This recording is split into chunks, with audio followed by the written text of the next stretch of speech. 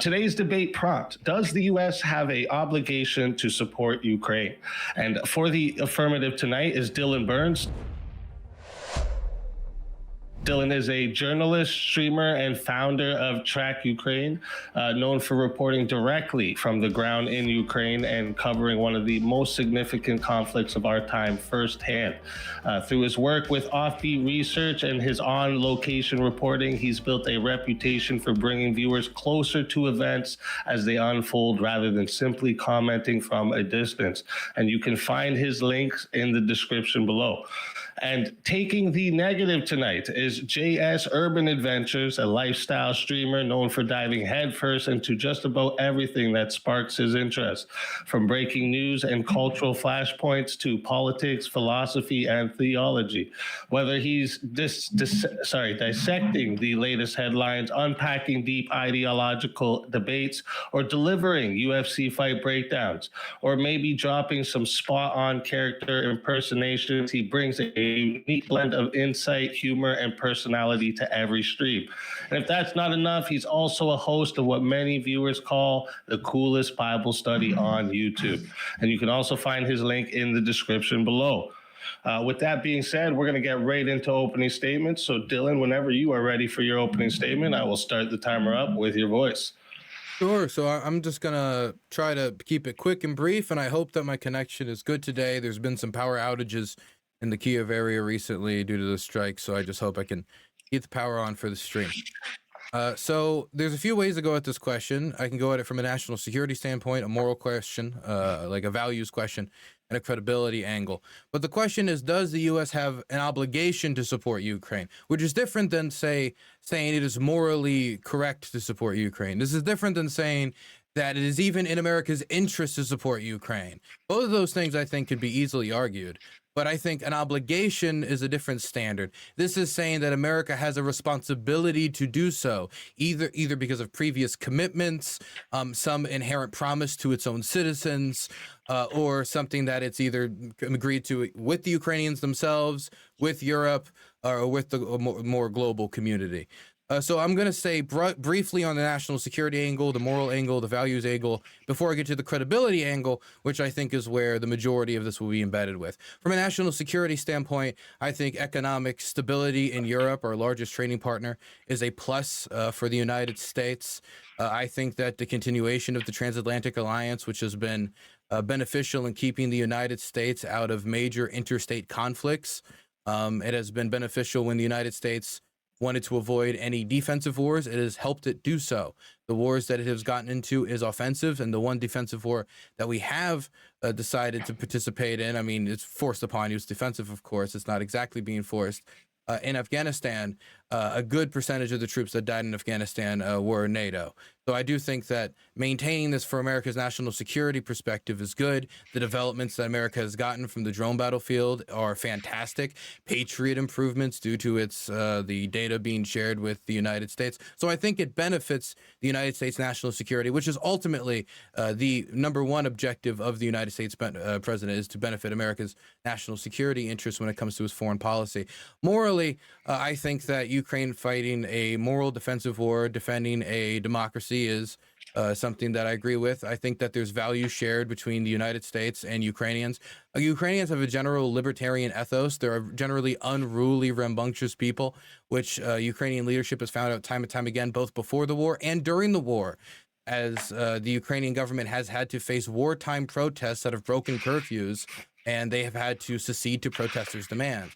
Something like this isn't possible in Russia because there's no civil society in Russia. Civil society is what the Russian government says is good enough and is allowable towards its own war interest, towards its own, government agenda. There's not really anybody in public that's able to say, you know what, end the war. I want to end the war. Let's end it right now. We should end the war by just leaving the country. You can say that in Ukraine. That is something you're allowed to say, and you're allowed to directly criticize the president of Ukraine. I'm in Ukraine right now. If I said Zelensky snorts line after line after line, I can joke about that if I wanted to, because, reporting in Ukraine is nominally free and independent, which doesn't exist in Russia. And I think that these gains, if they went through occupation, would be lost I also do think that the oppression of evangelicals is immoral. I think the oppression of Baptists is immoral. I think the oppression of, general Ukrainian society and culture and like historical monuments is immoral. I think the trafficking of children is immoral. And I think the stealing of cultural artifacts is immoral. I think the human safari and the hunting of civilians in Kherson is immoral. So I think the moral case is easy enough. The values-based case is easy enough. As Americans, self-rule is something that I think most Americans tend to agree with. So I think most of this can be secondary. If none of these topics are things that wanted to be discussed, especially as they can get into pretty niche discussions, I can understand that. So I'll focus on the credibility angle of that. And from a credibility standpoint, the United States, from its responsibility, from its promises, should support Ukraine and kind of has to support Ukraine. Number one, after the Soviet Union collapsed, we signed an agreement in 1994.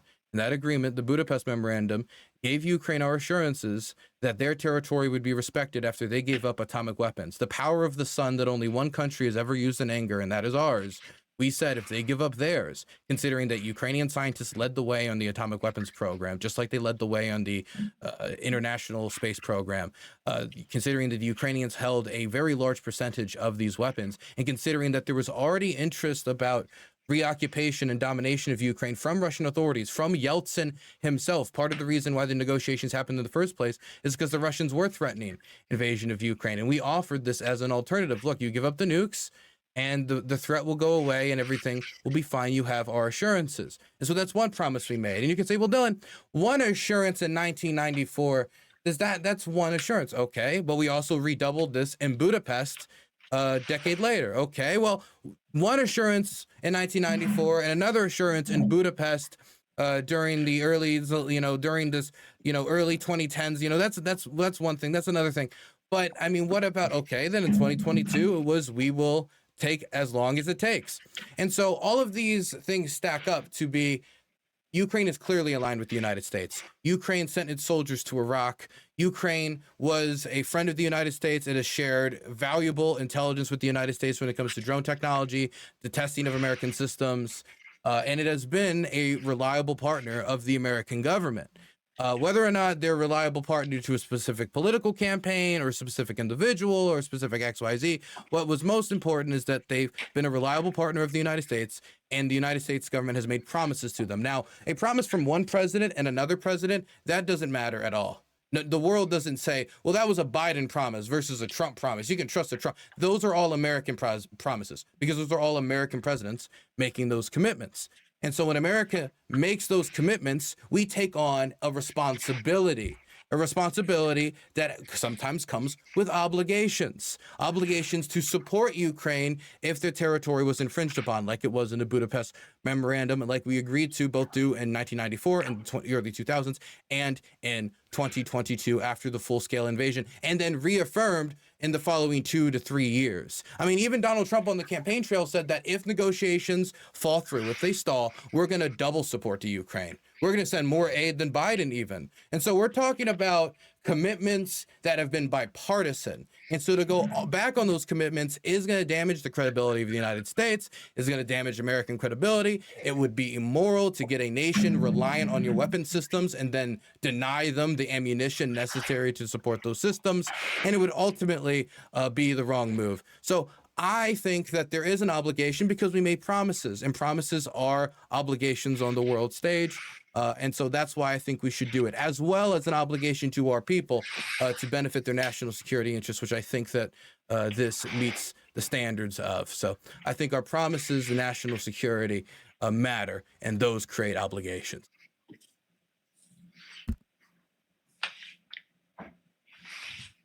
All right. Thank you for that opening statement. And with that, we are going to hand the mic over to JS. And JS, whenever you're ready for your opening statement, I will start the timer up with your voice. All right. Before I begin my opening, I want to take a moment to thank Dylan for doing this. I've known about you for around 4 years, from the Hippy Dippy podcast to watching all of your recurring appearances on the Hague Report, la, la, la.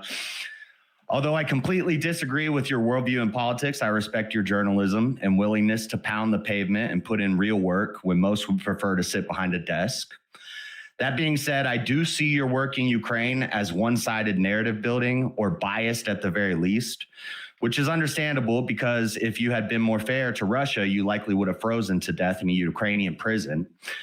Now for the debate, does the U.S. have an obligation to support Ukraine? The first thing I want to do is ask rhetorically, what is the U.S.? It's us, it's you, it's me, it's every American citizen. Do I have an obligation to support Ukraine when I can barely support myself? Perhaps you feel a personal obligation to help Ukraine due to bonds you've built and things you've experienced while visiting. But why does every American citizen have an obligation to support Ukraine when we have homeless people suffering in our own city streets? If that homeless person has a job and is saving to get an apartment, why is that homeless person obligated to support Ukraine through their taxes? Speaking of obligations, what obligation are we talking about? My opponent may say he only thinks we should give humanitarian aid, which according to CFR.org is the least of our contributions so far, at around $4 billion out of a total of $185 billion since February of 2022.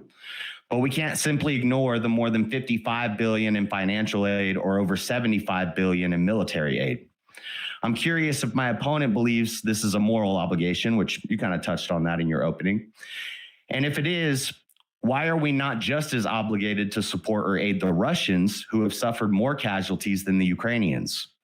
There are sob stories and charity cases in every country all over the world. People are suffering everywhere. Does the U.S. have an obligation to support all of them? On a micro level, would a neighborhood with a community chest be obligated to spend the collected funds to help another neighborhood 5 states away? Am I obligated to pay the medical bills of my elderly next door neighbor? I need my opponent's specific meaning by obligation and answers to some of these hypotheticals to help me understand what someone is obligated to support or not to support. Now that my semantic disagreements and questions are out of the way, allow me to lay out my practical and economic objections to supporting Ukraine, seemingly indefinitely. America is currently $39 trillion in debt. Citizens are struggling to buy groceries and pay for gas. We can attribute this to Democrats or Republicans, but either way, the blame is irrelevant. Whether it's Trump or Biden who caused this doesn't matter. The point is we have an obligation to our own country and no obligation to people in another hemisphere who we can't afford to support. Economically, we can't afford to support or police the entire planet whilst people in our own house are suffering. If my opponent appeals to my Christian moral obligations to care for the widow and the orphan, to clothe and feed the poor, my question will be, is America a Christian country? This question could lead to a more important debate at a later date, but I would bet that my fellow interlocutor would disavow. I, as a Christian, have an obligation to love and care for my enemy, as well as the weak and the poor. But why do the American atheists share that obligation? This is not a debate about history or geopolitics. This is a debate about morality, right and wrong, and ability to help those in need. I may end up conceding many points to my opposition throughout this debate in an effort to get him to concede to a larger, more important question about meta-ethical quandaries regarding worldviews and governance over ourselves and our neighbors. I'll lay out some of these concessions shortly, but before I do that, I have one final argument for discontinuing support to Ukraine. Under President Donald J. Trump, support for Ukraine has reduced from $14 billion in 2024 to $400 million in 2026. If Ukraine is so dependent on us, you would think this lack of support would be causing a collapse in Ukraine's defenses and losses in its war with Russia. If you thought that, you would be wrong. Ukraine is currently one of the leaders in drone warfare, testing and utilizing the world's best and most cutting-edge drone and AI technology. Did they design and manufacture this equipment? Probably not. Maybe Dylan knows, but that's irrelevant. The point is that Ukraine is currently winning and edging closer to this war's end. Even Putin is talking about the war ending soon. Of course, his propaganda will proclaim his victory, but the fact that he is now calling President Zelensky by his name shows some sense of defeat. It seems to me that when we fund or otherwise support foreign countries' wars, the wars drag out. When we reduce our support and interaction, the wars end. I believe America is obligated to mind our own business, not to fund and support or even give thought to every foreign war in perpetuity, regardless of decisions made by weak men like Bill Clinton in 1994. Speaking of 94 Clinton, before ending this statement, I want to make a few concessions. I will concede that America has had influences on Russia and Ukraine, which could have potentially led to this war. The Bucharest Memorandum did commit us to support for Ukraine, but the term given was vague and indefinite. This was a bad deal that President Clinton committed us to 32 years ago. And in America, thankfully, we had the ability to leave a bad deal. So maybe we were obligated to support Ukraine at some points in history, but we are not obligated to help them now and forever. I will grant that Ukraine is awesome. Russia is evil. Putin is a madman, and all of this is his fault. But I will not concede that the lives of his people are worth any less than the Ukrainians, and I shouldn't be obligated to play white knight for either one of them. I can even grant that Trump has failed to end the war on day one of his presidency like he promised. Although Russia seems to be weakening with less and less territorial advancements over 2026, a rapidly deteriorating economy, and there are a lot of talks of the war coming to an end while Ukraine is receiving even less support. None of these concessions compel me to feel obligated to support Ukraine or any foreign nation's conflict. With that out of the way, I'm willing to learn from Dylan tonight because I know he's far more educated than me on this topic. But I do not anticipate that my mind will be changed that any or every tax-paying American citizen has any obligation to Ukraine. I look forward to a spirited debate, and I'll cede my time. All right. Thank you for that opening statement. Great opening statements from both sides. We're going to move into the rebuttal round. So each debater will have 5 minutes uninterrupted to directly respond to their opponent's opening arguments. So this is not a back and forth yet, no interjections. And when your 5 minutes are up, we go to the other side, and then we're going to get into that open floor. So we're going to hand the mic back to Dylan. Dylan, whenever you're ready for your 5 minute uninterrupted rebuttal, I'll start the timer up with your voice.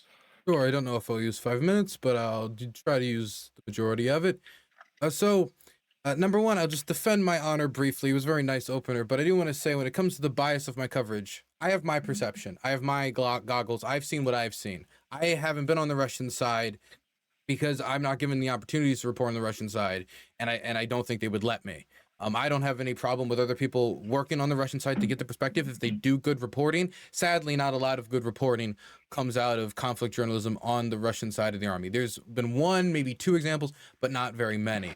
I would also put out that I've interviewed draft dodgers. I've interviewed prisoner soldiers. I've been an open Zelensky critic on corruption.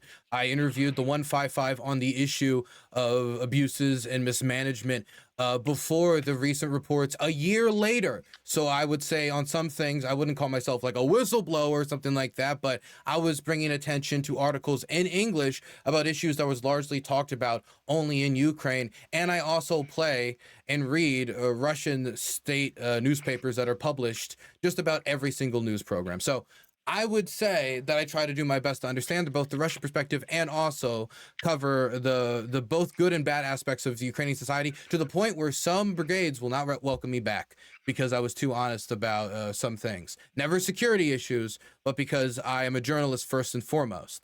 But besides that, I want to put out there that there's a personal obligation and there's a national obligation, right? Someone can make a promise on a personal level, right? I believe through promises I've made about like what I've said, like I'm going to be with this till the end, that I want to document as much as possible. I believe these war crimes should be documented. That's my personal commitment. National obligation, national commitment. And you talked a little bit this towards the end. I think America has a national commitment, a national obligation. The question was, does the U.S. have an obligation? And promises, like you said, the United States has made. So we agree that promises have been made. Those are obligations. If I go to Canada and say, I promise to give you $1 billion for all of this product, that's now an obligation I made. I made it to them. Now we can decide how much should we value this obligation, but it is an obligation. And we can say 1994 to give it some distance. When we're talking about the possession of world ending, or at least the world as we know it ending, because sometimes they can be exaggerated, weapons, the power to throw the sun at your enemies, to be blunt. 25 years is 25 years. Like most of those people who were alive when that decision was made are still alive today. That's not too far in the history. And the early 2010s, when this was reaffirmed and expanded, talk about Ukrainian membership in NATO, that was we're talking 10 years ago. 2022 was not even 5 years ago. So we have re-upped these obligations in a way where the Ukrainians have become more and more dependent, not on us just for anti-nuclear weapons planning, not only for the aspects of the Budapest Memorandum, but in other aspects of their national defense. Like right now, 155 millimeter artillery guns are all across the front line. I've embedded with them. They were there during the Zaporizhia counteroffensive, and they've been there recently. If you don't give them the shells that we've invested in our Ukraine aid package to supply these guns, then the guns won't be able to fire. And that means that you've gotten a people obligated through your commitments on weapon systems that, pull the rug out under. You could say one thing about future weapon systems or another weapon, but for them to have the gun in their hand and you suddenly say, you know what, after 3 separate promises, after all these commitments, the United States has suddenly decided, separate from what President Trump said on the campaign trail, separate from what President Trump promised himself, that made some Ukrainians actually want him to win the election because he thought he could actually end it. My fixer, the main person who works for me in the country, he wanted Trump to win because he thought maybe that could mean an end and he could get back to his home. Obviously, a lot of people have changed their positions since then. So I do believe there's a national obligation, because promise is another word for obligation. Like when you make a promise, if you make a promise to the American people, you have an obligation to fulfill your promises, both morally and when it comes to trying to maintain American credibility generalistically. As for the debt will get worse if the war expands into wider parts of Europe. Our economy will get into a worse state if Europe really descends into wider economic chaos. As our largest trading partner, American manufacturing has already taken enough hits, and it will mean us having to deal with the war later. Because ultimately, we will likely get dragged into a war in Europe, both due to our NATO promises, due to our commitments to other states, and the fact that, to be quite frank, it would be really bad if much of Europe was attacked in a wider war, or if Europe was hurt in a wider war. As for the question about whether or not we should send aid, or it will continue the war, or it will end the war, or why is the war continuing, we can talk about that in the open section. All right. Thank you for that 5-minute rebuttal. And with that, we're going to hand the mic back over to JS. JS, whenever you're ready for your 5-minute uninterrupted rebuttal, I'll start the timer up with your voice. So I'm glad you talked a lot about morality and the differences between personal and moral obligation, or in national obligations. But I would say if there is a national obligation from the U.S. to provide this support for Ukraine, who's paying for it? It's going to be the American citizens and the taxpayer. So you're looking at it from a broad perspective of, oh, well, the country did it, and this president who, his term came to an end, or we voted in many presidents since then. He made this agreement. He made this deal.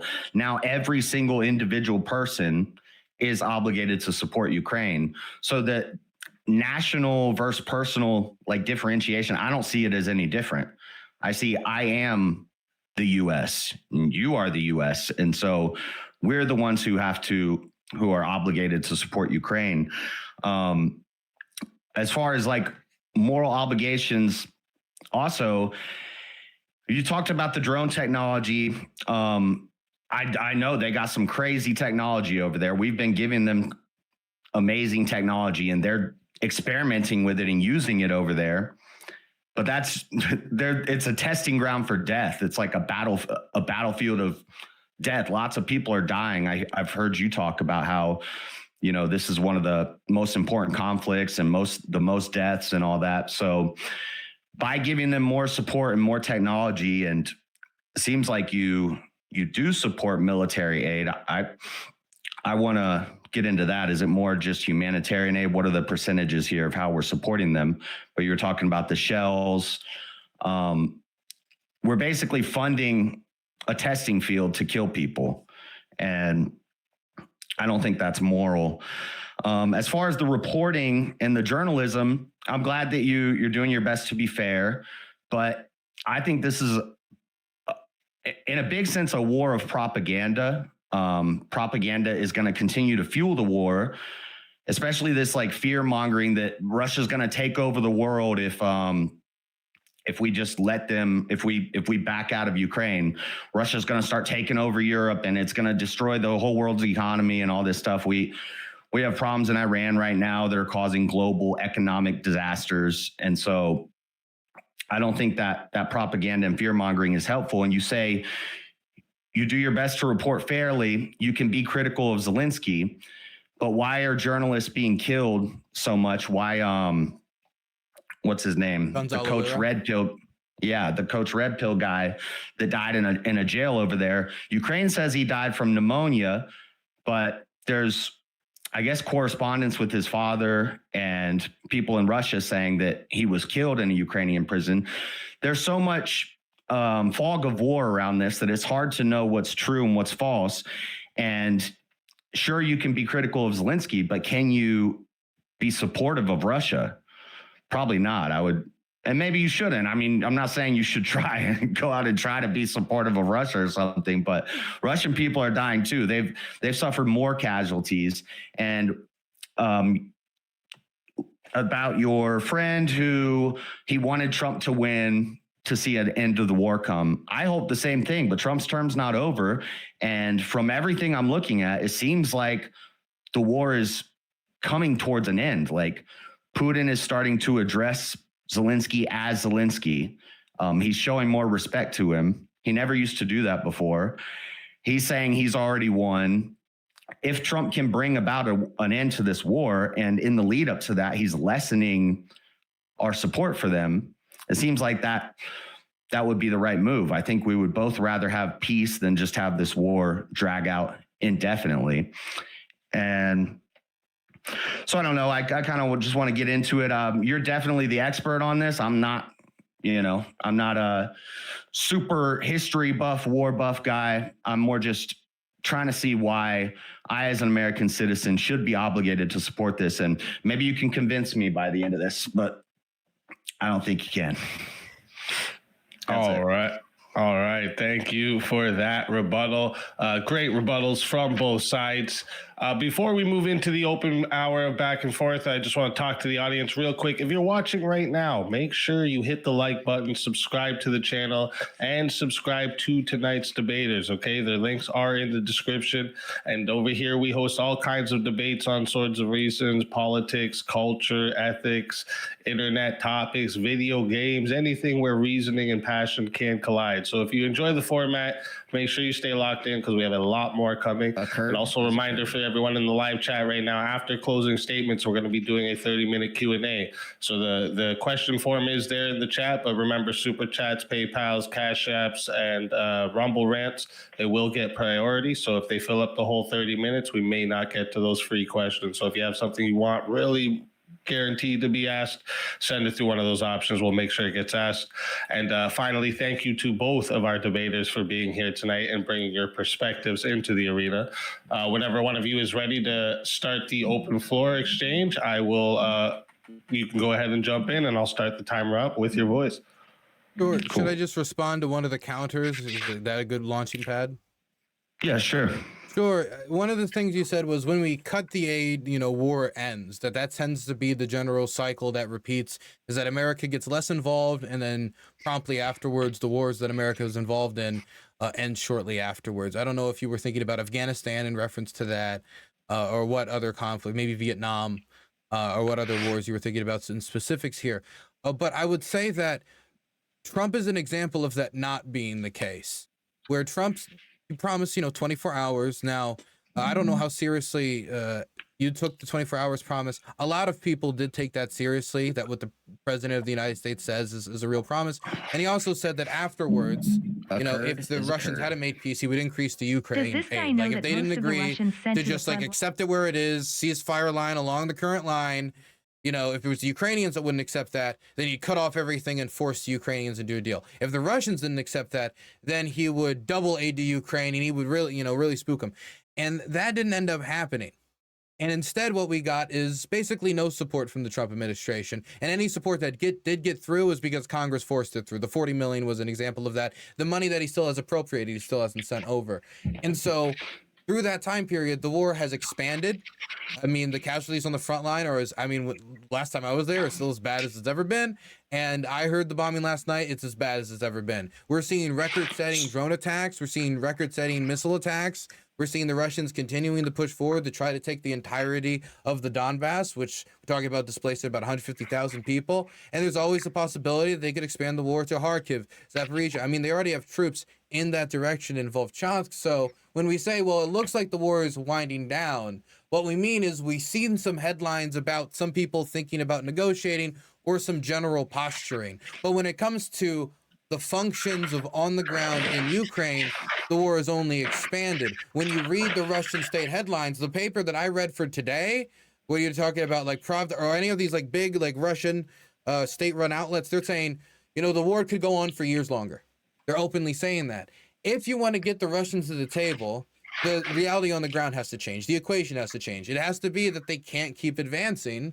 Then they will stop the war, because then it's just a dead end that could only mean more damage for Putin, his cronies, and those in the political power structure in Russia, as well as Russia as a nation state. So I think that that's the really only way America can effectuate a faster end to the war, and Trump's strategy has actually dragged it out. So is it not true that Russia has been losing territory over 2026? That's mostly Ukrainian propaganda, to be completely honest with you. So on the Ukrainian Zaporizhia front, there's been one town retaken. Now, I don't know, like, that's cool. And those soldiers are brave. When you see the type of missions you got to do to take that little piece of territory, it's incredible. But that is not what I would call a mechanized, amazing war-ending counteroffensive. When you talk about Hule-Pole and the counteroffensive that occurred on that direction, most of those recapturings have been reversed. And now I think what is a better description of what has happened is the Ukrainians in some areas have taken back some land, but the Russians are still broadly advancing. A lot of times the Russians release such ridiculous reports for capturing that once those reports are not true, they say, oh, the Ukrainians captured that back. No, it's just that the Russians never had it to begin with, and then it was marked gray by all these Osant war mappers, and now it's being said, hey, look, the Ukrainians recaptured. No, the Ukrainians didn't recapture it. You just didn't know what you were doing. You didn't have sources, and you lied. And so I but think doesn't that speak to my point that the Russian advance has slowed? That is a real thing that has happened. That does show that they're not advancing at as high of a pace. That's what makes some of these statements possible in the first place. But there's not like the Ukrainians are slowly crawling back massive pieces of territory. The Russian war machine is creaking and it's screeching as it bends to forward, but it is not screaming as it's pushed back. Okay, and we've supported Ukraine with however many, $75 million in military aid. They have some of the best technology. They seem to be doing well. Like everything you just said kind of speaks to my point that Russia has not advanced as much as we thought they did. And now, as of late, they're losing some of those, whether they be fake or real advancements. I heard that it's in some parts of no man's land, Russia will just send some soldiers out to stand out there, and that means they technically claimed the land. Tactics, yeah. Yeah, so that speaks to my point that Russia hasn't been doing as well as, like you've said this from the beginning, when all of us were wrong, when I was saying Russia's going to crush Ukraine in 3 days, it's going to be over. You were saying way back then in some of your old debates, you were saying Ukraine's winning. Ukraine's doing good in this. Yeah. And Russia suffered more casualties. And Russia's not getting all that funding from the EU, from NATO, from America, the billions and billions of dollars in weapons, tech, information funding. They're not getting all of that. EU aid has increased slightly, so they are getting still support from the European Union. The United States is what has been cut. Okay, and so they're doing okay. It seems like they're doing all right. Why? Because of this agreement 32 years ago. And I heard you kind of responded. You said there's been more like 3 agreements. The Budapest, there's been different agreements. Ago. Like that's pretty recent obligation. So should it ever end, or should it just we're going to support Ukraine forever? I can get to that second, but I want to. You can ask me. I forget questions sometimes, so just ask me at the end of what I'm saying here. Well, but when it comes to this idea of, well, they're doing good enough without the support, right? Yeah, they've been able to slow down the Russian army, but the Russians started this war in a naively hopeful way. They sent 180,000 men to subjugate a nation of 44 million. And so what happened is their soldiers walked in to major cities and the windows started speaking AKM and AK-74, which is not a language that those soldiers preferred. And so that became a big issue at the start. And so what I said at the start was, You know, John Mearsheimer is a schmuck. He was wrong. The war did happen. He's a bigger schmuck for saying that if it did happen, it would only last 2 weeks. And we should stop listening to these people as if they are the leading figures of knowing what's going to happen, and stop looking at IR as a field as if it's fortune telling, and looking at these professors like they're fortune tellers, to be completely honest with you. But I said they were winning compared to Russia's objectives. Russia's objectives was, according to Putin's ideological statement at the time, was Russia cannot see Ukraine either exist as not part of the Russian world, as not as an extension of Russia, is how he phrased it in Russian, or it cannot exist at all, right? It either has to, as an entity, it must be part of the Russian world. It must be a Belarus-style state, or Ukraine as a national entity must be wiped off the face of the planet. This is the type of language he was saying before, and then he marched on Kiev. He got kicked out of Kiev. He then ran from Kiev, and then the objective became, well, let's unite Donbass. Let's take Kherson and Zaporizhia. Let's take what we can get. Seemed to be the short-term objective. Long-term, I still think he cares about all these things. I still think he wants all these things. But when it comes to those original objectives, yeah, the Ukrainians were winning because the Russians were obviously in retreat. But when it comes to these newer objectives where I think because of the human safari in Kherson, it would be good if the Russians accepted they're not crossing the Dnieper River, right? It's a giant geographic barrier. It'd be very difficult for them to get their troops over. That's something they have to accept as physical reality, not just that it's morally wrong for them to hunt people and then say, welcome to the Russian Federation, which would be absolutely atrocious. Not because of even any moralistic, it's just like functionally, it would be extremely difficult for them to pull off.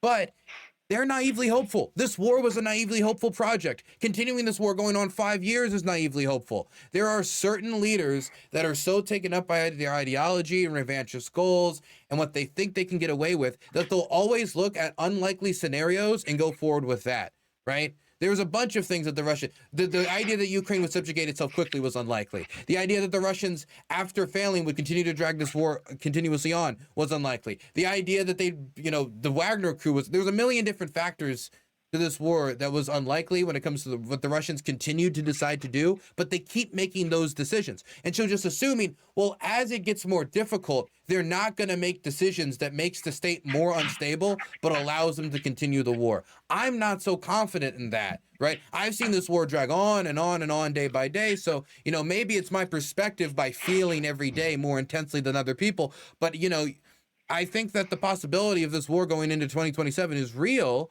And there's a Ukraine Act support package right now that could change the equation Putin sees in front of him that would actually bring the war to a quicker conclusion. I do think this is a scenario where we don't do less to get more. Sometimes you have to take some action if you want the equation to change. I think continuing to support the war will keep it going into 2027. We're going to just continue funding the war machine, and more people are going to die over a longer period of time. Now, maybe the war is going to go on endlessly. Why would 2027? Why is it going to end this year then? Because you're saying that like it's because of this. I'm not saying it's going to end this year, but I'm saying the more. I'm not saying it's going to end in 2027. You could be right. It could go on until 2035. Because you don't want it to get, if we give them weapons, it'll continue into 2027. So what will not giving them weapons do that will fundamentally make it so that somebody has to make a concession or that the equation changes so that the war can end? Well, I wasn't finished yet. It would lead to me not being the one obligated to fund the death.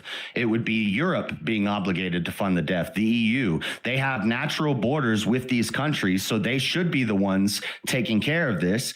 The EU should be, you said the EU has increased their funding package while the US has reduced theirs. I think that's a good thing. I think that US should be pulling out of this. We have oceans that separate us. We have our hemisphere. Let them worry about their hemisphere.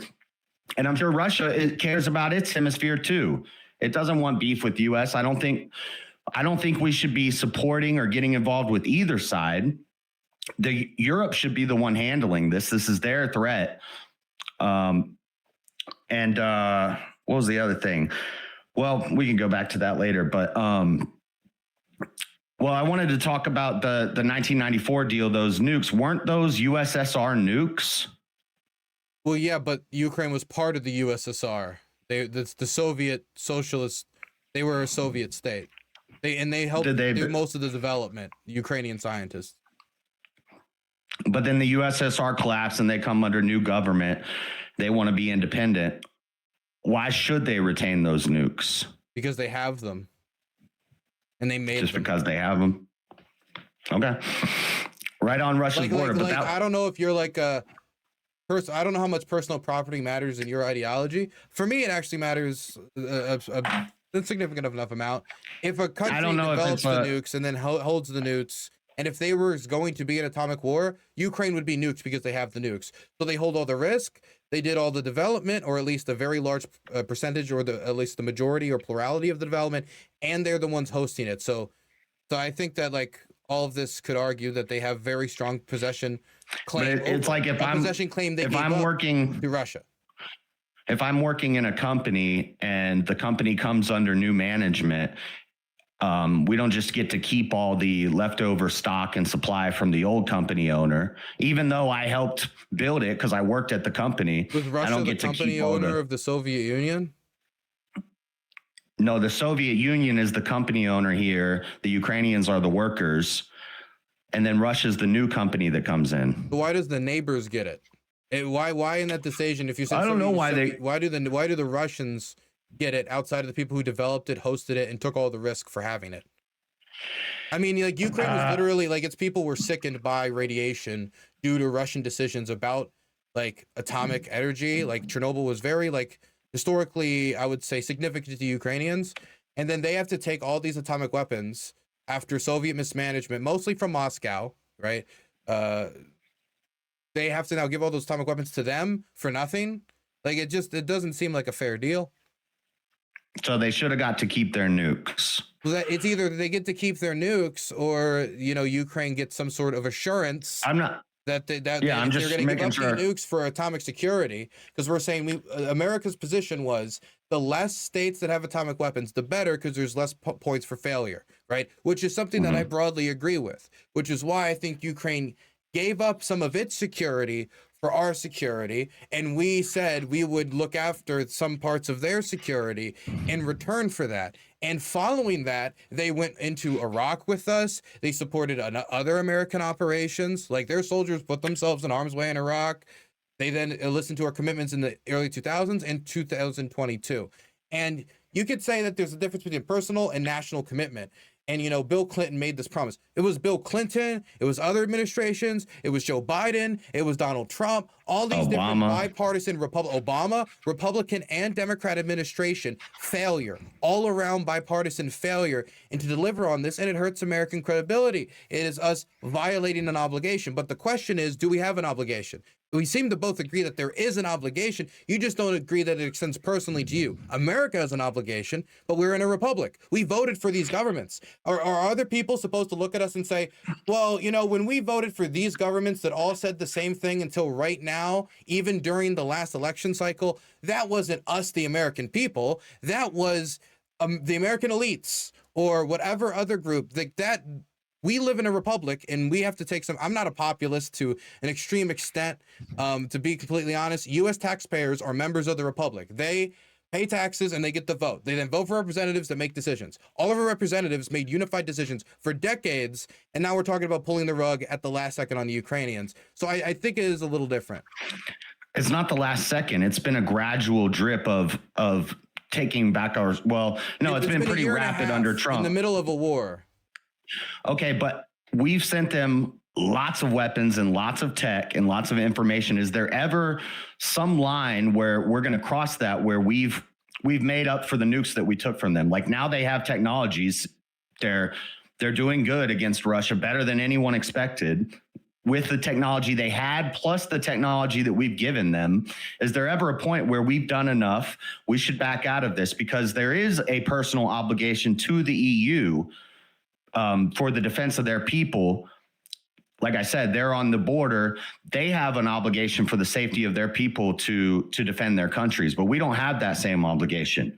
We could defend our own country, and Russia's not going to mess with us. We'd rather have a peaceful deal, a peaceful relationship with Russia now to avoid conflict. The relationship we developed with Europe when it comes to weapons is one of purposeful reliance.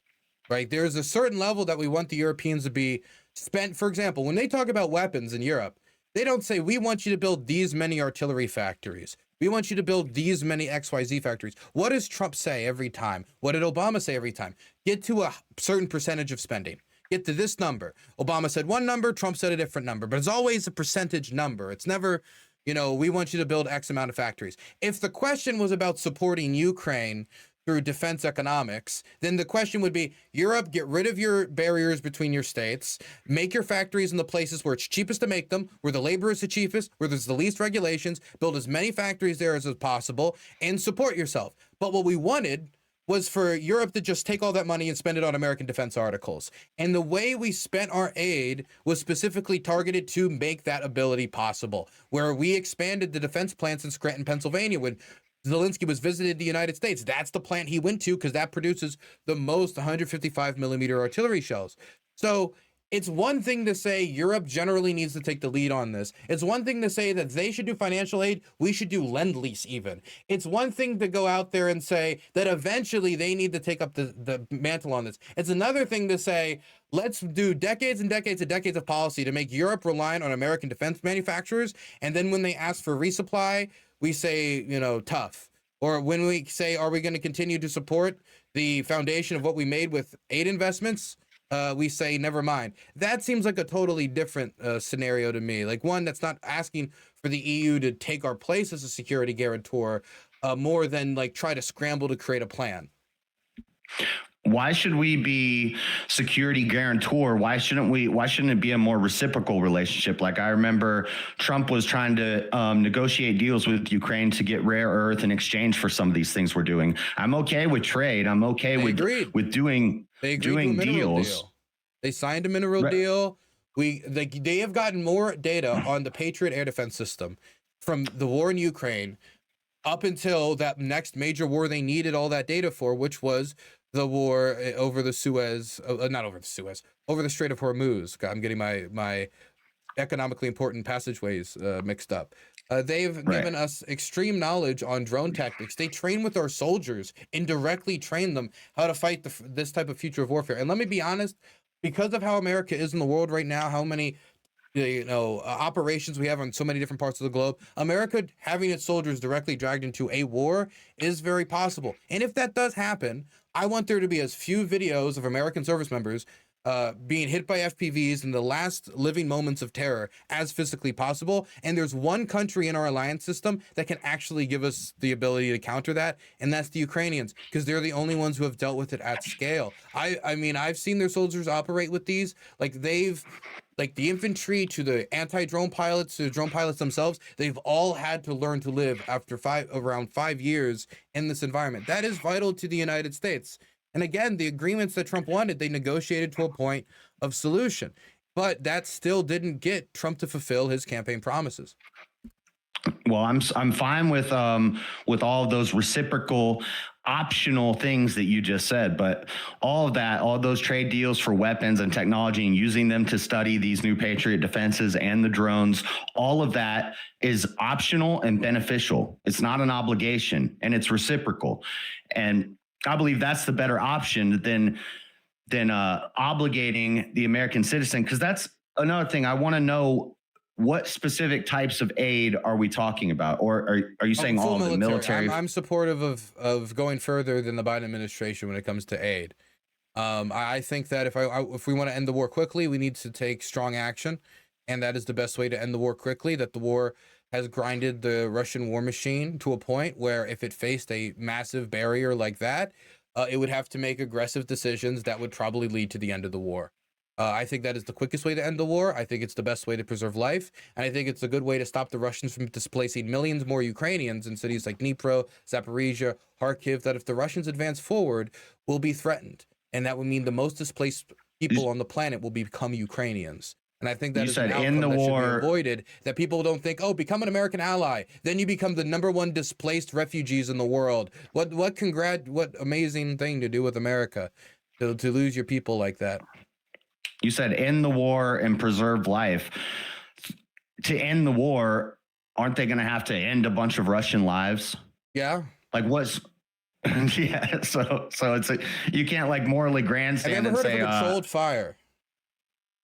a controlled fire, a And controlled burn, like firefighting, no, I'm not a firefighter. yeah. It's not like You use something fire else to I've not stop the done, but I know fire. firefighters, and I know the ones that deal with really wild ones in like California, down in like where it doesn't get as bad as I'm Yeah, from I know. You Maryland. But use fire to when they stop the talk to fire, me suck all about, the oxygen well, out. let me finish the controlled fires point.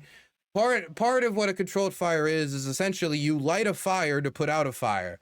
Where if there's a pathway where the fire is expanding, you light a fire so that it cannot hop over that area in order to catch more stuff with cinders and expand the fire into more homes. And so it seems counterproductive, the idea of starting a fire to end a fire. But when people talk about this war, they talk about fueling the fire. If somebody hits a wall, if you cannot achieve your military objectives on the battlefield, then you have to end the war. If the Russians face a major political objective that is in the face, war is politics. Klaus Schwab said that if they face that problem on the battlefield, they will have to engage different politically. So yes, I do believe that politics is war is politics. So it's sadly, if you want negotiations to work, you have to change the equation on the ground. War is not a thing like there's a switch you flip where I turned off the war fuel, so the war is over now. Where if the invading party that initiated the war, that wants to continue the war and has never really shown any indication otherwise, is able to continue it while the defending party is getting undermined, that will encourage the invading party to continue. That's just kind of how negotiations work. Yeah, I agree. But you can't obligate a citizen to support that. Like you can obligate a state, and citizens are members of the state. Citizens vote, and their constituencies form together to make Congress people. And this support was not just voted on in, when it talk about a lot of these agreements just by, presidents. There's also legislators got involved in a lot of these agreements, right? So I think that there is strong show both in the American polling, when you talk about the vast majority of Americans, and they support continued assistance to Ukraine, and it's increased since these failed negotiations, but also when it comes to America's previous commitments. Yes, taxpayers can have personal opinions and personal further obligations. I've taken on a certain personal obligation when it comes to this war. You can choose not to take on a personal obligation when it comes to this war. You don't have to come here. You don't need to donate anything. But when it comes to taxpayers and citizens are members of the state. The state makes promises, and America, not Urban Adventures, not Dylan Burns TV, not Speakeasy. America's the one with the obligation. The U.S., the state. We are members and parts of the state, but the U.S. has an obligation, not you personally outside of what our state does with the resources that we give it as a collective in a republic. Yeah, again, I am the U.S. and I'm totally okay. As many other Americans.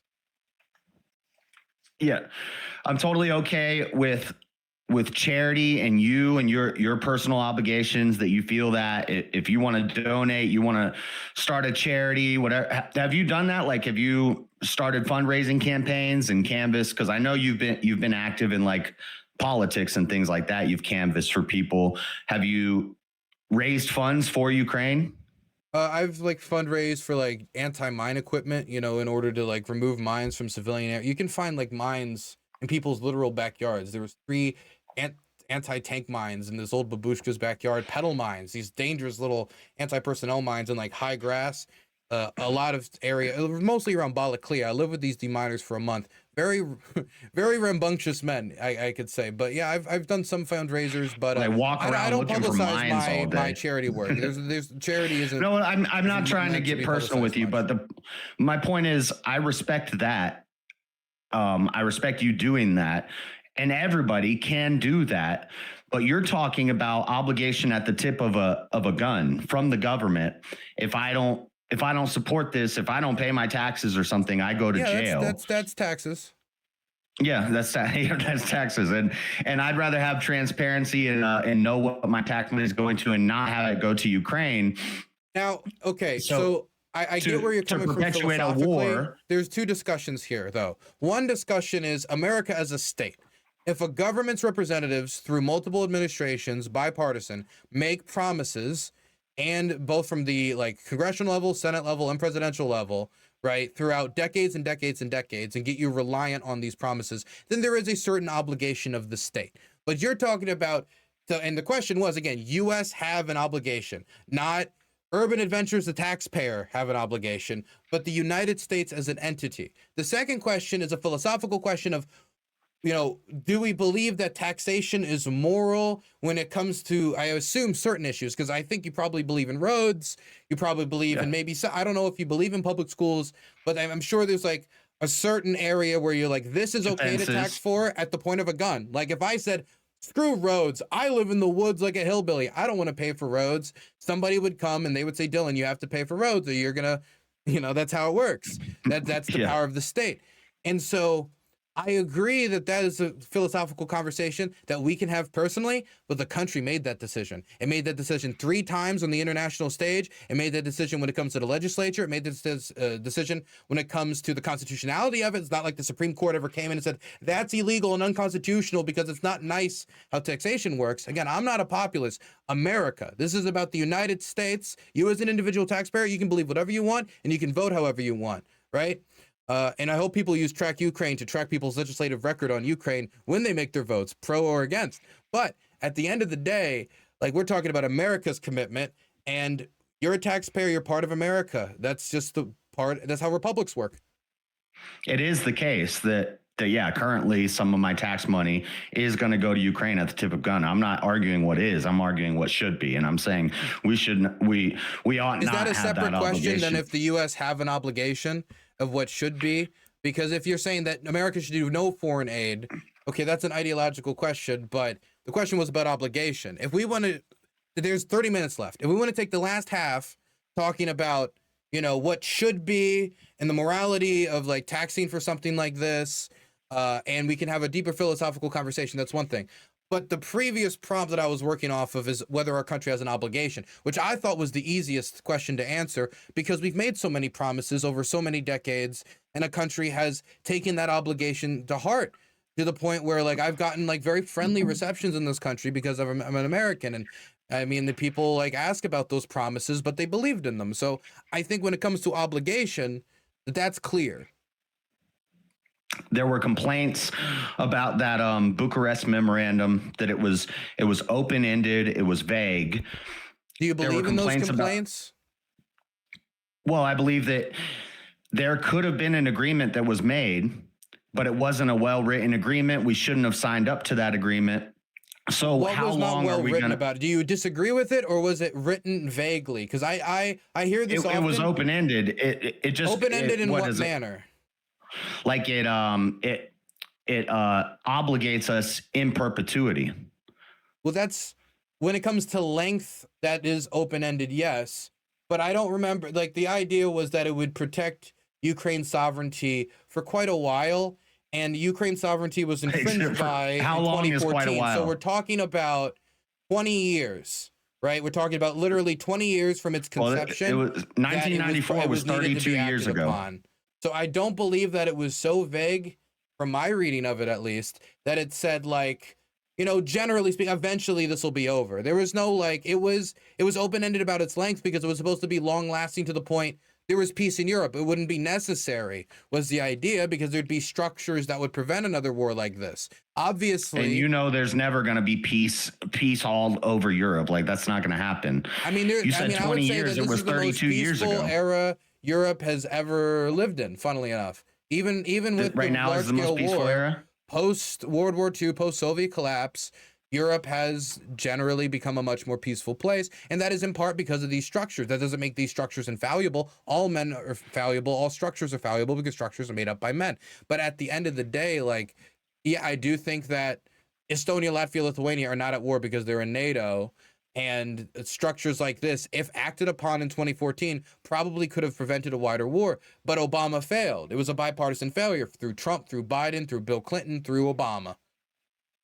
You can say which ones failed less than the others, but it was bipartisan. Yeah, it was both sides causing this problem. Sure, I can grant you that.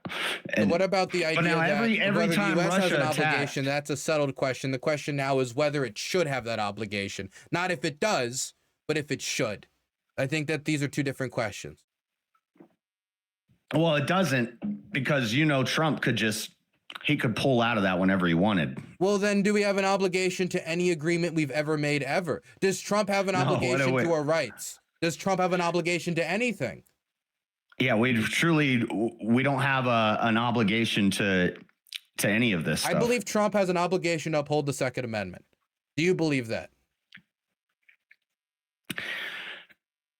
Yes. Yes, I believe that the bump stock ban was unconstitutional.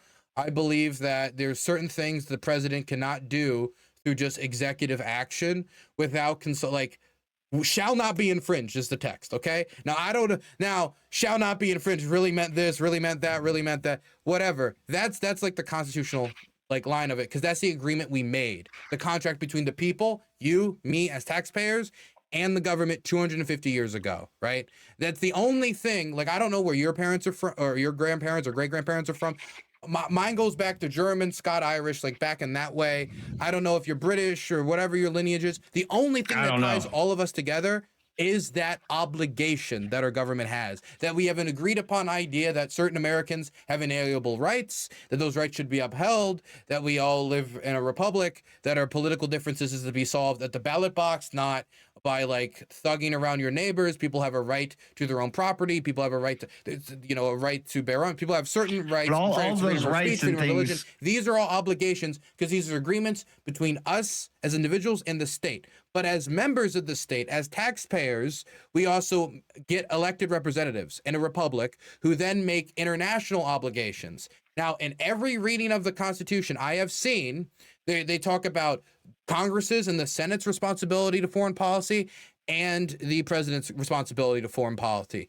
And whether you want to talk about a congressional level, whether you want to talk about a presidential level, these organizations have the ability to engage in foreign policy and make agreements and make national U.S., as the question said, obligations to say we're going to sign this treaty called the Geneva Convention, or we're not going to sign this treaty. This treaty that says we will oblige by these rules, this treaty says we do not. We're taking the obligation that we're not going to execute prisoners of war. We're taking the obligation that we don't just go around and execute civilians wantonly, right? So these are obligations. Treaties are also obligations. Agreements, assurances, these are all different type of obligations. And we made this obligation 3 times over bipartisan administrations and on the campaign trail of the current president of the United States. So I would say, to me, it's very simple that the question isn't whether there is an obligation due to what our state said and what other countries built their security upon, but it's a question of whether we should right now. Whether what you say about, hey, if we just stop supporting Ukraine, the war will end quicker, or that is this really in the interest of the taxpayer? That, I think, is the more interesting question. I think the first question, honestly, you settled.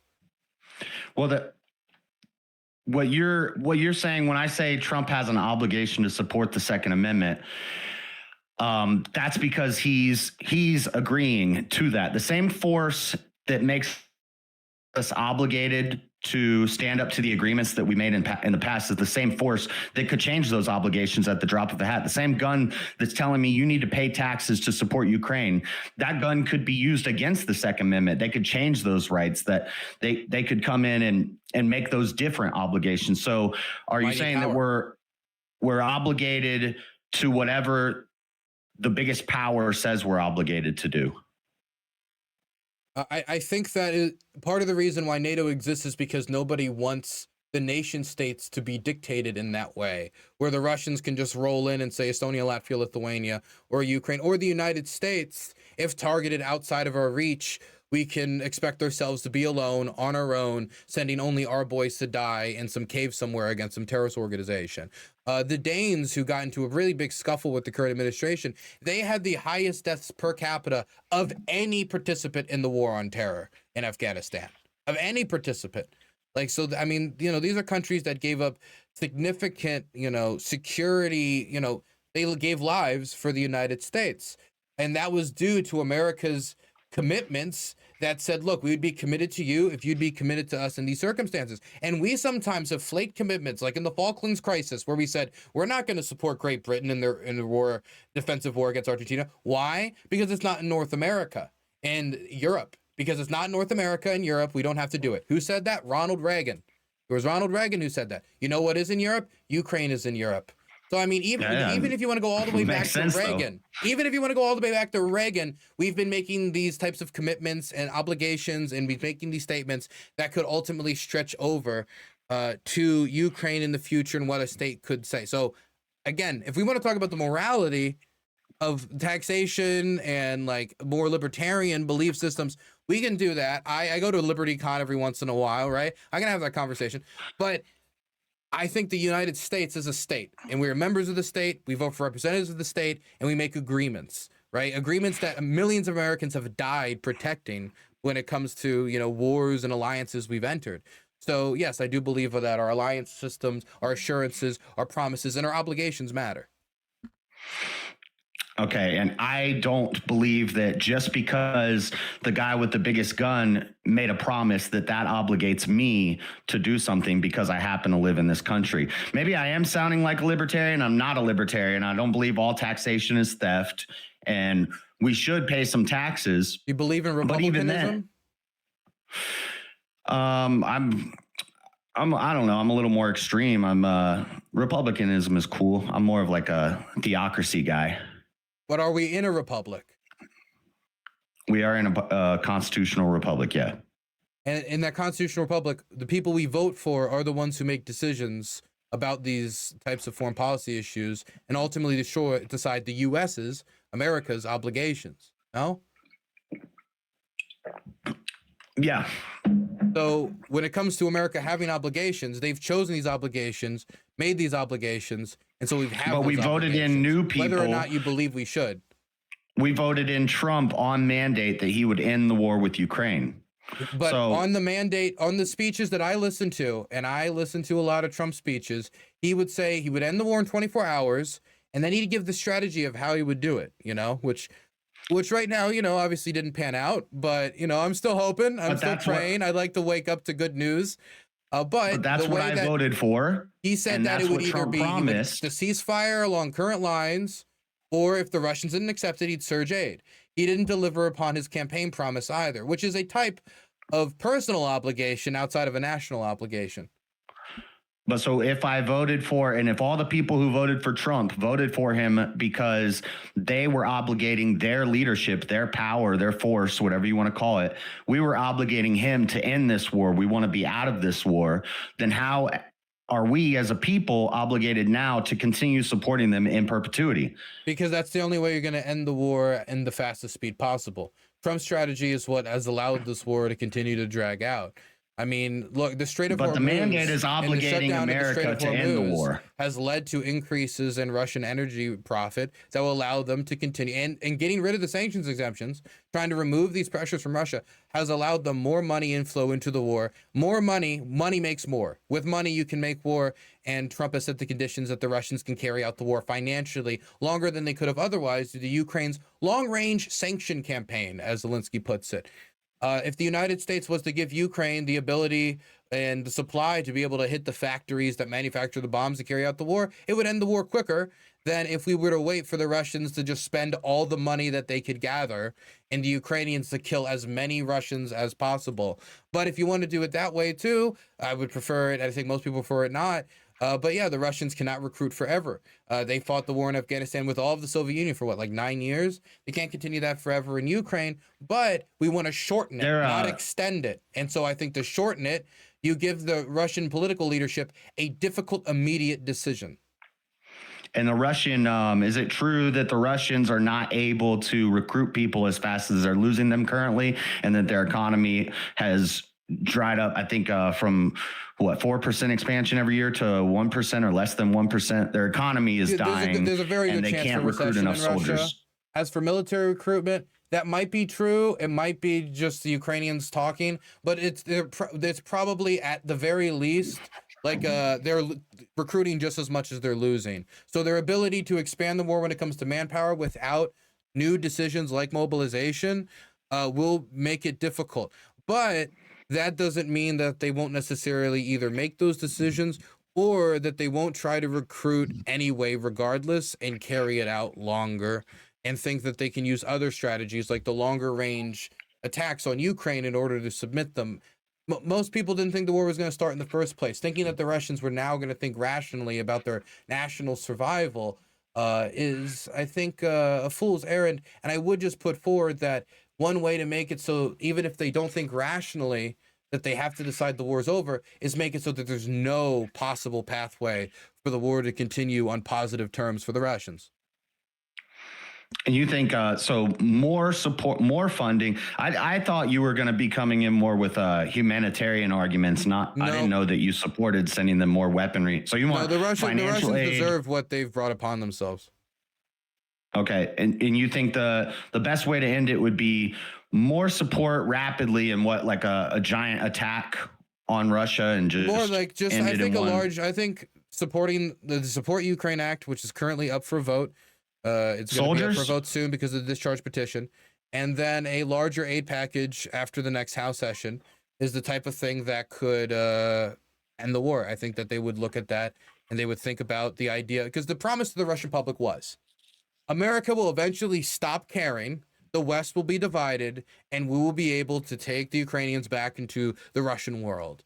And now, with Trump's election and America's cutoff of aid, this has fulfilled part of the picture. Not the full picture, but part of it. If the United States was to resume aid, this type of mental image being sent to the Russian public, who now cannot guarantee that the Ukrainians will subjugate themselves this year or the next, and will see no short-term end to the idea of them being able to take Kherson, Zaporizhia, or even the rest of the Donbass, I think that would precipitate an end to the war more likely than us sitting and doing nothing, which has so far failed. Are you using Starlink right now? No. Are you a fan of Starlink and what Elon did with Starlink? Sometimes I think that it's very helpful right now. Yeah. See, I think that's a better example of ways that people could support Ukraine without it obligating the American citizen. Things But like that that. is also paid for by U.S. taxpayer dollars in a lot of instances. So I mean, that does kind of obligate U.S. taxpayers. And we're also talking about Star Shield, which is, we're talking about like military equivalents of Starlink and like, so I mean, yeah, I mean, I guess we could have gotten other countries to sponsor it, but that's still American assistance. That's still American support. But that's not obligated. Now you say a portion of our well, it's obligated by contract right now. So I mean, if a portion of our taxes goes to. And No, I'm saying the American citizen's not obligated to do that was charity from Elon. It charity for like a little bit, and then mostly it was taxpayers from Poland and the United States. Okay. Like So- that's the thing. You announce it as a big charity package, and then later, once everybody stopped paying attention, then you let like the bureaucrats and everybody else foot the bill. I mean, he's a businessman. And then I would say maybe we shouldn't be paying taxes for Starlink, but I am okay with paying taxes for Starlink because that's also in the interest of our national defenses. Is it not in the interest of our national defenses to expand artillery shell for 155 millimeter artillery shells at plants like Scranton, which aid to Ukraine has allowed them to do? I mean, most of our aid to Ukraine, number one, it's either old gear, and I mean, I've seen gear that my grandfather used in Nam on the front line here. So we're talking about gear that we probably would have detonated and destroyed anyway when he talks about troop transport, stuff like that. Stuff the Ukrainians really want more of. And the other thing is American weapons deals. So that means stuff made in American factories, employing American citizens, and then packages including in their total amounts the replacement for said weapons. So weapons that sit in American storage being included as Ukraine aid. And when these numbers are counted, they use the original manufacturing price. They don't use the price at sale. So if something was made 50 years ago and is obviously not worth what it was 50 years ago, they still treat it like what it was worth 50 years ago. So like I think that the American taxpayer honestly hasn't sent as much to Ukraine as most taxpayers think, and the majority of American taxpayers support expanded support for Ukraine, not just continued support for Ukraine, but after the failed negotiations, the American public, the taxpayer, have changed their opinions. Yeah, it blew my mind. I thought I was on the popular side of this debate. Check out the Gallup polling. Anybody in chat who wants to see it. I was saying, what is it, like more than 55% of Americans? We're talking like support 65 to 70% of Americans. We're talking, it's like sizable amounts. Yeah. So it's popular. and Which, been voted on and elected through Trump, Biden, like so many different presidents. Like, I mean, so it's like these are all obligations in different ways. The public feels obligated morally when you look at polling, obligations from our government officials, obligations from the promises our country has made, obligations from our legislature, it perfectly being constitutional. The Supreme Court has never struck any of it down.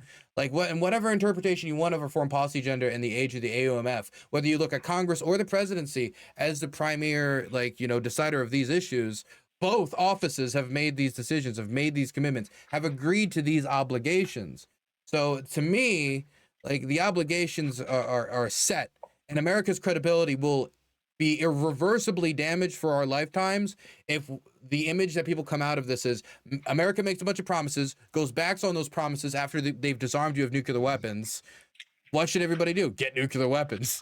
What should everybody do? Not listen to America's promises. What should everybody do? Not take America at its word and think that Americans act like snakes. And I mean, that's already a reputation that America is slowly building in Ukraine through this I mean, when I was walking back from Druskivka, I could see like paintings for like Donald Trump, like, look here, see what's happening to a lot of the activities. So there is already this feeling of betrayal, both in Ukraine and also on the wider stage, that doesn't benefit the United States, to the point where right now China has a better polling than America. That's a new development. This is a Trump second term development where the Chinese are starting to poll, like, general public opinion of the Chinese in certain polls are either neck and neck, or in reliable polls even exceeded the United States. I'm not going to say that this is exclusively because of this, but people look at America, even those who support Russia, look at America as a betrayer of Ukraine. That, of course, this was going to happen eventually from the Russian side, and from those who support Ukraine, which is the majority of the world community. They see America as the only one who has the artillery production to support Ukrainian artillery on the front, as one who's pulling the rug on them. And regardless of whether or not you think we should have made the obligation, the Ukrainians were relying on that obligation, and the world sees it. They see a lack of a reliable partner in America. The mandate we sent was for an end to the war. And as far as popularity and the polling of China versus America about how happy people are with their country, I don't know that means much. I believe that this has been a war of propaganda from the very beginning. There's been propaganda from both sides, fear-mongering us that we need to stay in this forever. And that could be evidence of why there's such popularity for this, why there's such high public opinion about support for Ukraine, because we get a lot of one-sided journalism. I can't even watch tenant media or Russian Times or stuff like that on YouTube without that content getting struck and I have to take it down off my channel. So all we see mainly is one side from Ukraine, and I hear Ukraine's winning the war. And so of course there's going to be popularity for it on the American side, because that's what we're shown and that's what we're told to believe. What is one journalist doing work in Ukraine that you think is like doing like good work on the mainstream news, or like is not even doing good work, doing work on the ground? I don't know any of them. Does anybody know the names of these people? Are these people that get highly featured in their reporting? I know the names, but it doesn't matter that I know the names. Does the people know these people? Because Walter Cronkite, his name was known during Nam. People gave a fuck. It was Walter Cronkite, for God damn it. When he talked, the country listened. Where's the Ukrainian Walter Cronkite for the United States? I'm in the trenches. I'm in there. CNN, no, I'm not that. It would be really nice. It's a very nice compliment. I'd prefer Edward R. Murrow maybe. But at the end of the day, like, Ukraine doesn't get the coverage I think a lot of people believe it gets. I mean, like, right now, the big talk about Ukraine is Candace Owens is in Moscow talking about how Christian Russia is, that Tate brothers are getting, like, state honors. Every time the president of the United States talks of Putin, he talks of him in a relatively friendly manner. The U.S. Embassy doesn't condemn major war crimes by the Russians anymore. Like, they don't even do, like, a Bucha anniversary post anymore. It's just, like, not something they seem to care about, because they've removed themselves as a backer of Ukraine into a mediator role that has not brought the war to a conclusion. And, like, I gotta tell you, man, it is difficult for on-the-ground reporters to really get on these networks to talk about what they're seeing. Most Americans don't know what the human safari is, and that is the most notorious Russian war crime ongoing in Ukraine right now. So when people say, "Oh, all this propaganda," I wish I saw it. I wish I saw it. If you look at the API metrics, we're talking about a 98 to 99% decrease in coverage since the start of the Russian invasion, and how much social media interaction, how much coverage it's getting. And it's not like we can say, oh, social media is short attention spans. Is Elon throttling it for Ukraine? The guy who said giving Crimea to Ukraine was a mistake, who cut off Starlink during the Crimean boat attacks that the Ukrainians were trying to pull off some like mega crazy operation, and he cut it off. And like, so who waited so long to stop the Russians from being able to continue to use Starlink and his military attacks until it became too PR unfriendly. So it's like, for me, I don't think that it's so simple. I think it's as basic as Americans saw Trump say we're going to end the war in 24 hours. He failed. He failed drastically. They see what he's doing. It's not working. And so they want to try something else. Supporting Ukraine with military aid was popular before Trump. Then as Trump got in there, it started to kind of, go, is it only 53, 54%? And then it went up again because it failed. So we could say, oh, the propaganda did it. The fact that the war is still going, the fact that the war has failed, I think that's what's done it. I don't think it's propaganda on the TV. There's more Russian propaganda going on now than there was at the start of the war. They really kicked in the high gear in comparison to the start of the war, when they were kind of flustered because they thought the war was going to be quick and then they'd have to do after control. And instead, people were hearing about Bucha, and there was this weird NAFO thing. And why are these stupid dogs in my reply as annoying as all possible? Why XYZ? And so I think that really I just disagree about the state of the information space. Yeah, I think that a lot of the lack in reporting and stuff, you could just attribute that to short attention spans of people on the internet. We saw when this started, everybody on my street had a freaking Ukrainian flag on their front porch. That it was pumped into people. Ukraine, Ukraine, Ukraine. YouTube channels were being banned, and Facebook's. What was that? Do they have those flags still? No, because they moved on to a Palestinian flag the next week, and then a gay flag the week after that. Yeah, Ukraine and a support is consistent regardless of it no longer being the flavor of the week. In fact, it's increased when it's no longer the flavor of the week. What does that say? Yeah, I don't know. That blew my mind. I was not expecting that because like all these people, I haven't even been super focused on Russia. I'll do a little update on the Russia-Ukraine war every now and then, but I had to go back and look at all this stuff and refresh my memory because I haven't been focused on it. What is this thing that I've never heard of? The thing you said most Americans don't even know about, the worst war crime. What is it? Human safari. It's the human safari. Human safari. And what is that? I don't know about that. So essentially, Russian drone pilots have been releasing footage on public. I mean, when I was in Kherson, they're like hunting people with drones. They do it with drones or artillery. In my case, it was artillery. In the cases of a lot of other people, it was drones, where they target civilians, ambulance drivers, firefighters, city workers, people walking on the street, and military targets. And they just target anything that essentially moves in Kherson with drones. And not to mention that their artillery targeting of the city is like absolutely atrocious. They'll say, our evacuation order is the city. Good luck. And then they just fire absolutely. And I'm not exaggerating. You can go check it out online if you want to sift through the Telegram groups. And the worst part is that they take footage of all of this.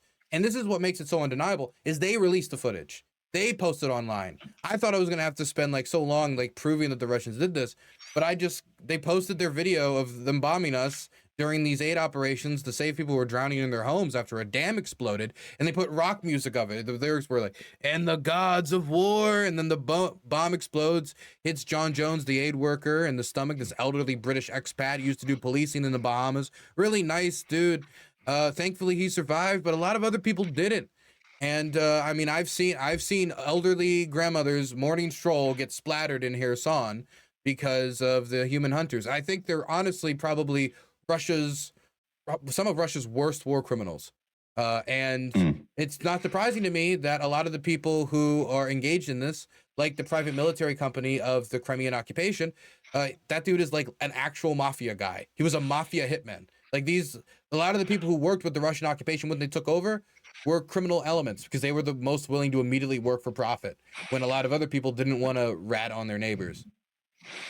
Okay, but another about the popularity of this and the polling and stuff right now. I was watching your stream right before this began, and you were showing Russian people who are going on Russian TikToks and stuff, and you said they're contributing to the Russian war machine, and they just got canceled, and you were kind of laughing about it. So is there not? There's still stifling of reporting of people who are talking from Russia. Those people were banned not because of reporting. Those people were banned because they were trying to recruit teenagers to help Russian defense companies make drones. Like those people were banned specifically because they wanted to work for Alibuga Polytech, which is like a massive Russian drone. Like if you see the big drone smashing into Ukrainian cities, those are what they do. And TikTok said, we don't believe that 16-year-olds should be working in drone companies that could be bombed. And so on Twitch, they got a 3-day ban, though. So say the wrong word, you can get banned forever. Help bomb Ukrainian children, 3 days. Thank you, Dan Clancy. I love you. Okay. But both sides have been killing press. Like I saw in one of your videos, you said you had to take your press badge off. But both sides are killing press and journalism. There's language blocks in the Ukraine. What press is the Gonzalo Lira like the only example, or is there? If there's another example, I'd like to know it because that matters a lot to me. I've dealt with what censorship looks like in Ukraine, and I can talk about it. But like killing of the press is not a occurrence really. Or at least it's not. Ukraine's not doing that. If it does happen, it's not widely known. So, you would be the authority on it. So, is he the only example? He's the only talked about example because he's the only thing people can like say might have been the Ukrainian state killing a journalist, but he's not a journalist. He was a pickup artist who mostly just ranted for the Russians in his apartment. I mean, there was questions at the time about whether or not he filmed military positions or whatever. But at the end of the day, he probably should have just been deported because he was like his main thing was he took Russian radio transmissions, he took Russian propaganda, and he just reported it in English from a Ukrainian apartment, and then like rooted for like the bombing of his neighbors.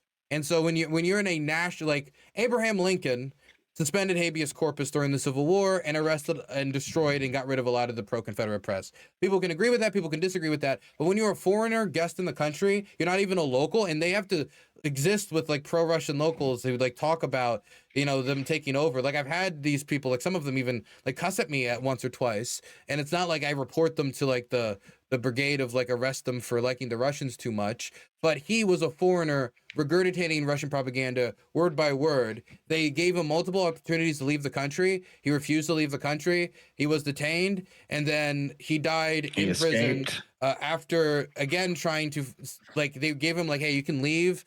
Dude, like we're gonna have a trial later, and they immediately tried to flee the country and streamed it, which of course got him then rearrested, and then he died in custody of pneumonia. Now, whether or not he was killed or not depends upon Gonzalo Lira's testimony beforehand, where he says he was tortured with a toothpick in the eye, provided no evidence to any of this, but makes a lot of claims like that, versus the fact that he smoked 2 packs of cigarettes like a day.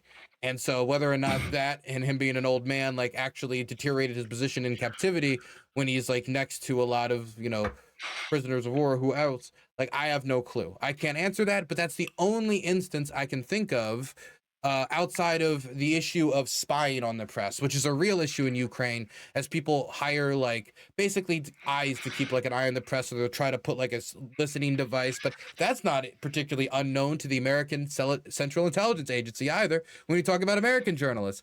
So whether or not that makes or breaks Ukrainian democracy, especially when they have a civil society that will protest against dictatorship and Russia doesn't, I think that's reductive. Yeah, I agree. They should have just deported him, but I don't want to be obligated to support a country that is doing that, possibly is doing that, because you don't have anything to say they're not doing that to others, or that we know for sure they're doing that. Right. All right, so that is going to wrap up the hour of open floor. Excellent exchange from both sides tonight. So what we're going to do here is going to enter to the final phase of the debate, the closing statements. Quick reminder for the live chat. The Q&A is already up there for you guys. So if you got a question for either debater, make sure you drop them in. And if you remember, Super Chats, Rumble Rants, PayPal, Cash App, these questions will take priority. So if they fill up the whole 30 minutes, we won't get to the free questions, but we don't have many tonight. So get your questions in there. With that said, we're going to move here to closing statements. Let me get your correct. How long are time. closing statements? 5 minutes. Okay. We do for closings, and we're going to start with you, so that'll give JS the last word. So Dylan, whenever you're ready for your closing, I will start the timer up with your voice. Mm-hmm. I'll try to keep it short and brief. I think that the conversation we got into, or maybe if there was another talk in the future, we could have gotten more into the idea of, taxation and what should be, if we were at the voting booth, what should be taxable, what we would vote for.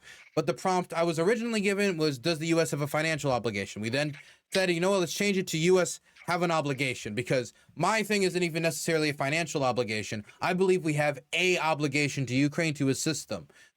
It could be through giving them, for example, our old Vietnam era military transport saves lives. We're going to have to destroy them regardless. This is something that could cost us more money having to destroy rather than giving it to the Ukrainians and bringing upon a faster end to the war and making it more difficult for Ukrainian soldiers to get killed during rotation, which in my experience is when it's most likely for you to get killed. Rotating in and out of positions when I've had my closest calls with drones, and every soldier that I've talked to agrees that that's generally where they have the most risk. So this is something that relatively costs literally nothing to the American taxpayer, right? And something that can give a significant advantage to the Ukrainians who are having to rely on pickup trucks and sedans to rotate. Now, is it true that the Ukrainians could maybe win with pickup trucks and sedans doing the rotations? Yes, with much higher casualties, with much more deaths, and just much more possibility of the Ukrainians getting pushed back. And then cities like Zaporizhia, Dnipro, and Kharkiv become, and maybe even Sumy, become more in range. We're talking about millions of more refugees. We're talking about Ukrainians becoming the most displaced people on the planet. So far, the strategy of not sending aid to Ukraine has brought us no closer to the end of the war. There has been some posturing about whether or not there will be an end to the war by the end of this year, but I also didn't hear any argument about how this specifically got us closer to that point, and rather whether or not the point where we're at now, which is posturing, whether that would have came sooner if Trump back in 2024, 2025, once he actually got in there, said, here's the big aid package I promised when you didn't deliver on 24 hours. I'm both increasing my own credibility, American credibility, and trying to force you to come to the table to negotiate in good faith. The first year of his negotiations was what was the Russians saying, well, I mean, maybe we'll talk in Istanbul. Oh, never mind.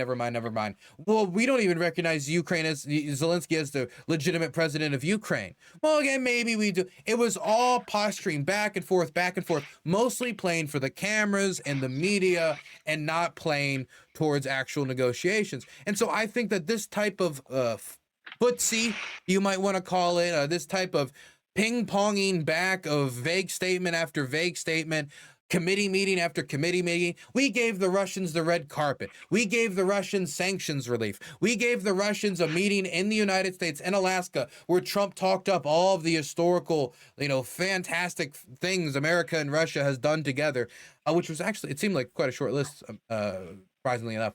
So I don't see how this strategy, which has failed, will service us going forward. And when it comes to the idea as an individual, the U.S. Urban Adventure, he personally disagrees with sending this. He personally disagrees with XYZ. There were people who disagreed in the way he does with every single American military intervention or military assistance program that has ever been done by our government. You could go back, when you hear the Marine Corps hymn, from the shores of Tripoli, we're talking about military interventions immediately after our nation's founding against the Barbary Pilots. And it's not that every single legislator agreed with that intervention against the Barbary Pirates. It's not that every single taxpayer agreed or every farmer said, let's go fight the pirates because we don't like it when our sailors get kidnapped.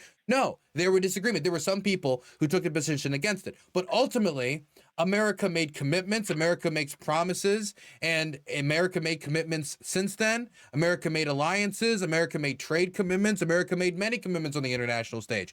Our duly elected representatives have the ability to make commitments. That's what got us into the Geneva Convention. That's what got us into a lot of international agreements that benefits everyone, because we do not want our POWs to be executed.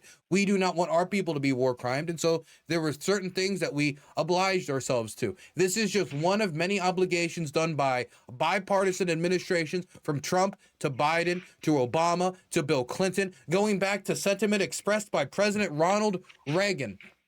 So to me, this seems like a pretty easy answer. Yes, the U.S. has an obligation to support Ukraine. That's the answer to the question. But on top of that, it's morally beneficial. It's better for our national security. It will cost us less in the long run and has a better chance of bringing the war to a faster conclusion, which Trump promised to do, failed to do, as the 24-hour peace deal becomes a historical joke.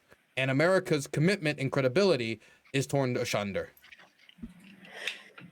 All right. Thank you for that closing statement. And with that, we're going to hand over the mic to JS. And JS, whenever you're ready for your closing statement, I will start the timer up with your voice. All right. In closing, God enables me to help who I can, including myself, and to love everyone. And he does the same for you, Dylan, whether you know it or not. He's used you to go to Ukraine and spread the message of what's happening there. But instead of using that gift to do things like raising money for charity or different other acts of work, I know you said you're personal about it, but instead of focusing all your attention on that, you've rather decided to canvass for political candidates who will watch America burn. They'll watch us collapse while obligating me and every other taxpayer at the tip of a gunpoint to support Ukraine and all these endless foreign wars that, frankly, Americans are tired of being in. We're tired of supporting it. And the large amount of support in polling for Ukraine, I think that's probably misleading and due to a lot of propaganda still. You talk to yourself about how you aren't able to go to Russia. You haven't been to the Russian side. You haven't seen what's happening over there. I'm not some Putin advocate. I'm not a fan of what Russia's doing, but I'm not a fan of what Ukraine's doing either. Russian people are dying, and I don't think us helping more die to possibly put an end to this conflict is the answer. Our legislation, who we vote for, they determine our obligations at the force of a gun. I'd say that we voted for Trump and we mandated him to end this war. So our obligation as voters and as citizens is to see an end to this war. And I think this would help our national security more. You talked about national security. The national security could be put at risk by supporting Ukraine and having them do further aggression against Russia. This could lead to Russia wanting to attack more of the West or the U.S. I think we should be focused on our national defenses and not every other country's defenses, especially when they're in another hemisphere. And the EU should be more responsible for handling that. And a show of good faith that we're not going to further help Ukraine, I think could help lead to a resolution of this. I don't know when it's going to happen. I don't think it would happen immediately. I'd like to see it happen before the end of Trump's term, because that's what I feel that we as Americans are obligated to do and what Trump is obligated to do based on what we voted for. And so I hope he can do that. You talked about aid, that it would cost us nothing to give them. If we're talking about charity, then I'm okay with charity. I'm okay with Starlink. I like when corporations and all these people put their money where their mouth is. Instead of just flying a Ukraine thing in your bio, go out there, do like you're doing, give them the humanitarian aid, go help clear the mines, donate money to them, start a fund, do something like that. All of that stuff I'm okay with, because that is optional and it could be beneficial to you. I don't think we're obligated to do something that leads to more death, not as a nation, not as an individual. And I don't think there is a differentiation. When I talk about personal obligations, I am talking about the obligations of this country, because this country is not just a bunch of people in suits and ties sitting up in Congress. This country is not just borders and land. It's the people that make up the country, and it's those taxpayers. So yeah, maybe we could have got into a deeper argument about morality of taxes and what we should and shouldn't be obligated to pay taxes for. But I really, I wanted to kind of learn from you and hear your stances on this. I don't feel compelled. It seems like a loss in aid, less aid, is leading towards better outcomes in the war for Ukraine, and hopefully a potential end to the war soon, just from what I'm reading and I'm seeing and stuff. But I don't know what's propaganda and what's not. You would know better than me, but also you're going to have your biases, which you've admit that you have. And then I just want to end by saying that when this war started, I said, I'll go fight in Ukraine if I could get a nice Ukrainian wife, because they bad.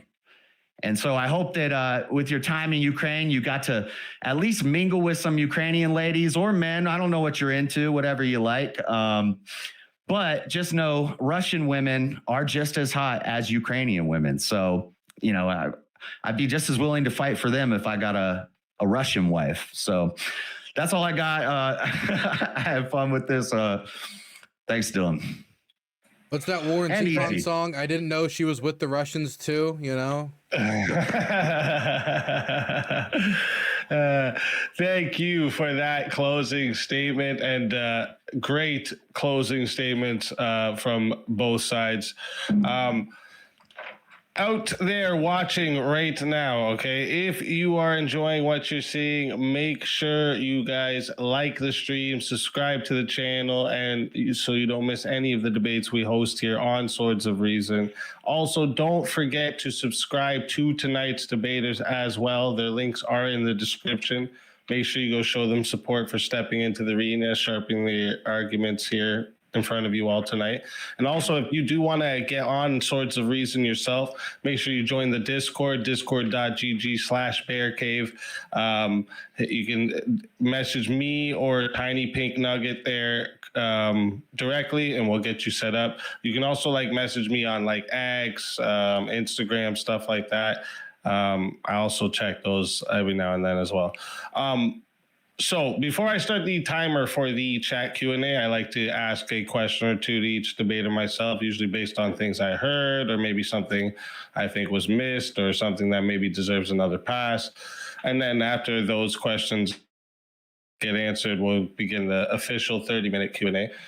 So for my first questions, I'll start with the no side. So if I'm going to start with you here, JS. If the United States withdraws support and the Ukraine loses significant territory or sovereignty, what responsibility, if any, would America bear for that outcome? I don't think we would bear this responsibility. I think if this led to threats to Europe, then Europe needs to worry about that first and foremost. We'd have to get into some deeper conversation about should America even be in NATO? Is it our obligation to support every country in Europe forever? I don't think so.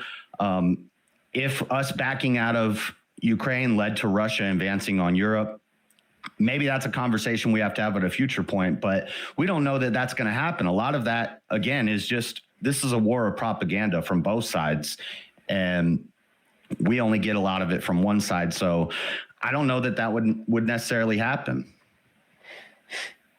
All right. And did you have anything you wanted to say to that, Doug? I mean, we assured them.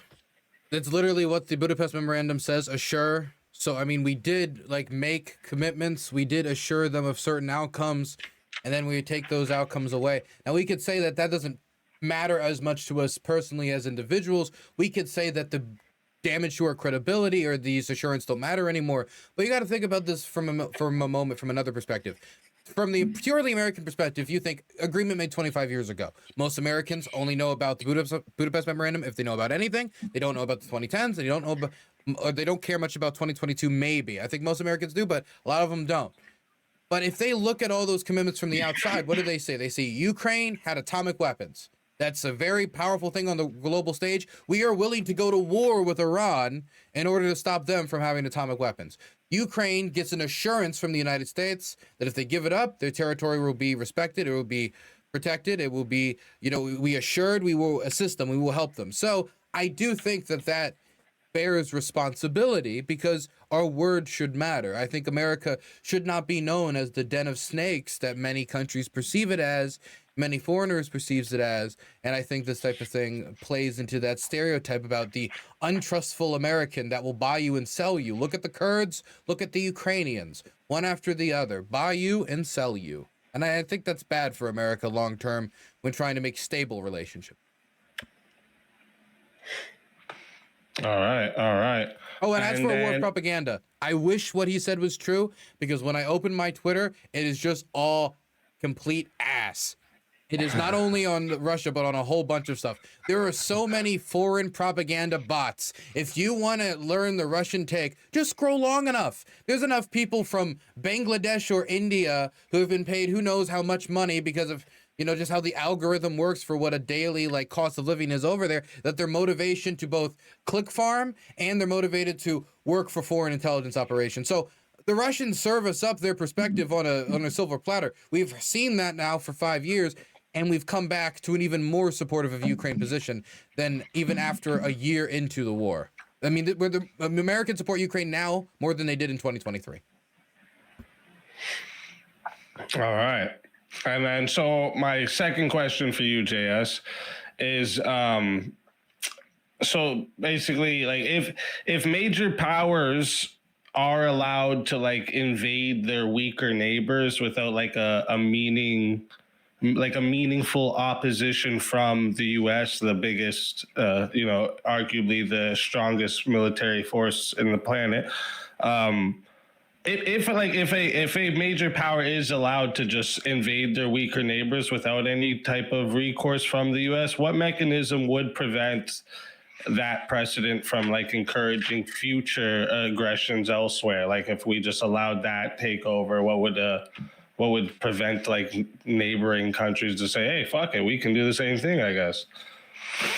I don't know if there's a way you could prevent it. The bigger dog's always gonna bully on the littler dog, and I don't think the answer to that is having another bigger dog come and it's like protecting your little brother from getting bullied at school. You're always going to come in and protect him. You're enabling him and making him dependent on you to save him. And that's what we're doing to Ukraine. We're being like a crutch to them, saying, we got your back no matter what happens, when really that should be their neighbors' responsibility. If their neighbors are worried about Russia, if Europe and the EU are worried about Russia and all that, they should be the ones footing this bill, which they have been doing. They've stepped up their spending. We've stepped down ours, and Ukraine seems to be doing all right. Better, at least, based off of, I know Dylan says that things have heated up lately, but it seems like Russia is backing down. They're slowly being crippled. And I don't think they're going to win this. I thought at first they were going to win, and now I don't think they're going to win this. So that's with us funding them less. I think that the big dogs who are going to step in and protect Ukraine should be the EU, not the US. But that's always going to happen. There's always going to be a bigger neighbor who wants to come in. And so, I don't know. All right. And did you have anything you wanted to say to that? Sure. I'll stick in the big dog, little dog, medium-sized dog analogy, right?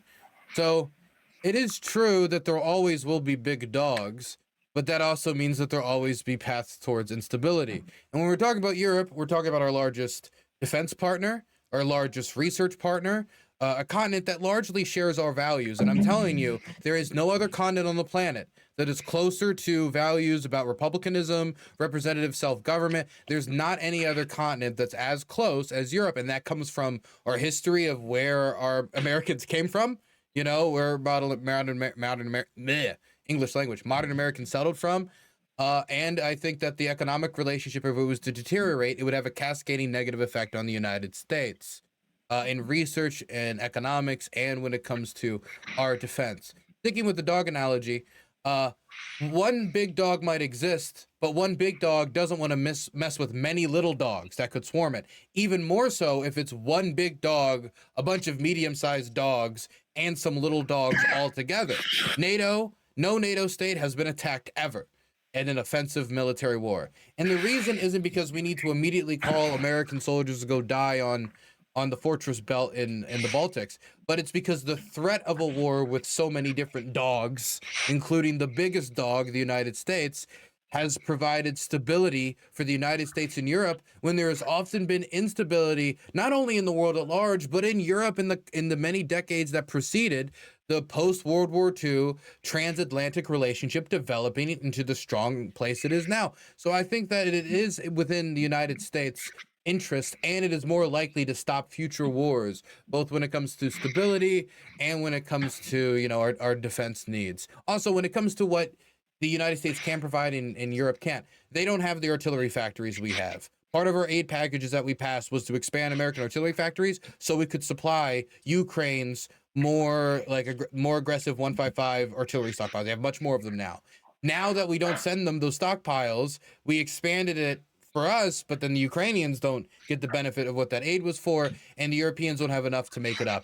The Poles are trying to expand, but they're not expanding rapidly enough. They also certainly don't have the air defense systems that we have, and we've decided is in much more use to the United States, being launched off in much more rapid quantities than the Ukrainians do in the Middle East. So I think that there are things that we can provide that the Europeans simply cannot right now due to their dependence and our manufactured dependence on American weapons manufacturers. Do you think Russia or you think Ukraine should be a part of NATO? Yeah. Okay. I mean, it doesn't. To me, it doesn't have to be. If we can end the war and stop another Russian invasion, okay. NATO is just the one alliance that it has worked 100% success rate, 0% failure rate. If you join NATO, Russia doesn't invade you. And Estonia, Latvia, Lithuania, there's been open threats. Hell, the Russians even recently said, do you think NATO can protect you? They said this at the United Nations like 2 weeks ago to Estonia in reaction to them continuing to build up their defenses and what they're doing, you know, to prepare against a potential Russian invasion. So, I mean, it's not like the Russians don't have the desire, and it's not like America put this desire in their head. The desire predates all of our lives. Do you think that Ukraine should have nukes as NATO? Well, they should be a NATO country armed with nukes? I think that if they're in NATO, that won't be necessary.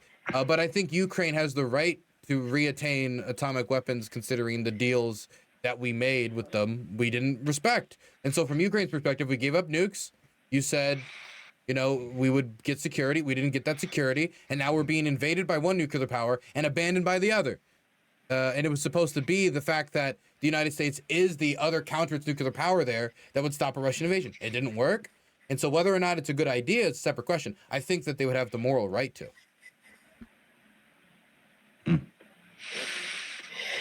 All right. And so then my questions for your side, Dylan. My first one's going to be, if the United States has an obligation to support Ukraine, what's the specific principle that would determine when America must intervene and when it has no obligation to do so? I think that the United States should defend the principles that it's outlined previously when it comes to its territorial integrity. As long as Ukraine's territorial integrity is threatened and that there is a future threat of invasion, the United States should provide some ability to both stop that invasion and to deter that invasion. I think that what that would probably mean is in the immediate term, certain defensive aid and cooperation with the American and Ukrainian defense economies, cooperation deals between our companies, as well as agreements on how can they improve and how we can improve off of them. And of course, the continuation of the mineral deal that Trump did eventually agree to. I think that with time, eventually the Ukrainians should be able to have enough deterrence on their own as now the strongest army in all of Europe, the strongest military country when it comes to the military power in all of Europe. But this will require still an American stopgap that deters the Russians from invading again. So I think that in the short term, it will be more expensive, but in the long term, it will avoid a wider war, have a strong American trading partner, gain the Americans all the advantages the Ukrainians have learned from, and increase American credibility while providing a stable economic foundation in Europe still. All right. And did you have anything you wanted to say to that, Jess? No, I don't. I mean, I don't think there's a way that we're going to stop Russia from invading Ukraine as long as NATO keeps encroaching on Russia's borders. They've been pushing and pushing up for decades, and now they've got the two countries in the Baltic regions, and if they get Ukraine as NATO, then they're going to have that whole I believe it's the Baltic Sea there. Most of the water property that they're moving in too close to Russia, and Russia's tired of it. Russia's going to keep reacting to that. And I don't think, I think America's already refurbished our commitment to them. Yeah, they lost their USSR nukes 32 years ago, but we've defended them. We've funded them militarily. We've given them weapons. We're using them to study. Now we can set up reciprocal deals like the minerals plan, and we can slowly pull back that support, and it can become a more of an alliance instead of us just taking care of you. I think we should work towards that. I do want to ask a question. I know there's a follow-up question earlier, so I just want to ask. Yeah, go ahead. Yeah, you're allowed to do a little back and forth. If NATO disappeared, if America disintegrated, like we got Thanos snapped and it was all the Yankees, and NATO as well, and NATO as an alliance structure disappeared, do you think Russia would become a friendly neighbor? Do you think they would all of a sudden think, Ukrainians are actually an independent culture? Putin has changed his fundamental ideology and this belief about Ukraine, which has existed from before Catherine the Great's time. But of course, Catherine the Great, all the way till now, that has led to the banning of the Ukrainian language, which has led to the targeting of, Ukrainian cultural identity in Putin's fundamental philosophy. Why would NATO's non-existence even stop Russia from invading these states that he believes belongs to him and Russia? Well, if NATO dissolved, then we might see Putin become more expansionist and imperialist. He might start trying to take those lands. But as NATO exists, that gives him a reason not to do that. I haven't seen Putin as the one who seems imperialist, who's trying to take more and more land. I see NATO doing that. I don't see Russia doing that. So they Chechnya, Georgia, and Chechnya Ukraine, and Georgia, and all these. Okay, these are flashes in the pan. These are small country. Georgia's a tiny little country Ukraine right there. Ukraine is the largest country entirely within Europe. Yes, Ukraine. But Georgia, they were small ones. And they all happened under Democrat presidents, by the way. Clinton, Obama, Biden. It seems like when we have a weak president in office, Russia seems to get a little, Yeah, that's why they're expanding their attacks right now. We have a weak president in office. I agree. No, this president's been dealing with them, and Russia's been losing while we're giving Ukraine less money. Rocket attacks. The America says, please don't do that. They do it anyway. Why is it that he negotiated multiple ceasefires? He said there's a civilian ceasefire now. He said there's an energy ceasefire now. The energy ceasefire was broken within 1 hour. I remember because the power went off, right? There was others like ceasefires that he said he negotiated that have just fallen through. If he was respected, then he would have gotten something similar to what he said he was going to get on the campaign trail. And I remember Kerry Lake on Tim Pool's podcast saying that he was going to go so good and it was going to be so great. He was going to end the war while he was still president-elect. These are people that went into his administration. Like, it's not like he didn't have a bunch of people who agreed with him in the admin. That he did. I mean, Steve Witkoff was willing to was talking about the Donbass region like he didn't give a fuck, like slightly. So I just don't buy. I don't buy it. All right. I have no response. All right. And then my second question for you here is, what just happened? What did I just do? Why did everything? Oh, I hit minimize. Okay, my bad. I closed my tabs. So my second question for you, Dylan, is, like where's like at what point, if there is any, would the risk of like direct conflict between the US and Russia outweigh America's obligation to support Ukraine? Like if there's any. I think that if it gets to the moment where we know if we take this decision, there will be an atomic confrontation, then this doesn't only put America's security at risk, it puts global security at risk, nuclear nonproliferation at risk, which is part of the reason why I support Ukraine, because if a country gives up its nukes, I think, and then gets invaded like this after assurances, I think it'll be harder for us to convince other countries that maybe they shouldn't have their nukes. I think wars like, well, you know, the one against Iran, it becomes much harder to get them to give it up. I think that pressure campaigns against North Korea become more difficult. I think if any other nation state was to pursue atomic weapons, it becomes more difficult if America was the country that said, give up your nukes, we'll protect you, fuck you. Now I understand that that might not be how Americans view it, but that's how much of the world views it. And those are the people you need to look through their eyes to understand the decisions they're ultimately going to make, whether we think that's a justified view of the United States or not. So I think that, yes, there is risk about atomic confrontation, but this was true about Berlin. And I remember, you know, there being, well, I wasn't around at the time, but I remember reading in books during like the Berlin crisis, like, oh, will America trade Berlin for New York? Or what the French would say, will the Americans trade Paris for Washington, right? As this idea of would America really stand up for them during these atomic confrontations? And we won the Cold War regardless. Like the Soviet Union lost. And it seemed that we were able to manage this, and the standards strengthened over time. And most, if not all, of the warmongering or fear-mongering that was put forward about atomic weapons and confrontations in this war ended up not coming true. First, it was, if there are attacks, you know, into Russia, there will be like any bombings or any type of attacks into Russia, it will mean the end. Or the counteroffensives will mean the end. And then, well, you know, maybe it's not any attacks into Russia. If they, you know, if they do deep attacks near Moscow, okay, they do deep attacks near Moscow. Well, if they do any attacks near the presidential, okay, well, they did. And then, well, you know, if they take Russian land, and then there was the Kursk incursion. And so all of these barriers that have been put up have been knocked down. So most of the risk for all of the assistance that we need to give Ukraine to bring an end to the war has already been taken on the atomic front. We already made these decisions. We saw the end game. We would have to take some really new, bold decisions to further test the standards here. And I'm not advocating for the United States to bomb Moscow. I'm advocating for the United States to make it easier for the Ukrainians to bomb the war machine and bring the war to an end, which they're already doing with long-range attack drones and Flamingo, domestically produced Flamingo missiles. If we were to give them the weapons to do it, it just means they could do it quicker, and then the war would end faster, which is my main one of my main points.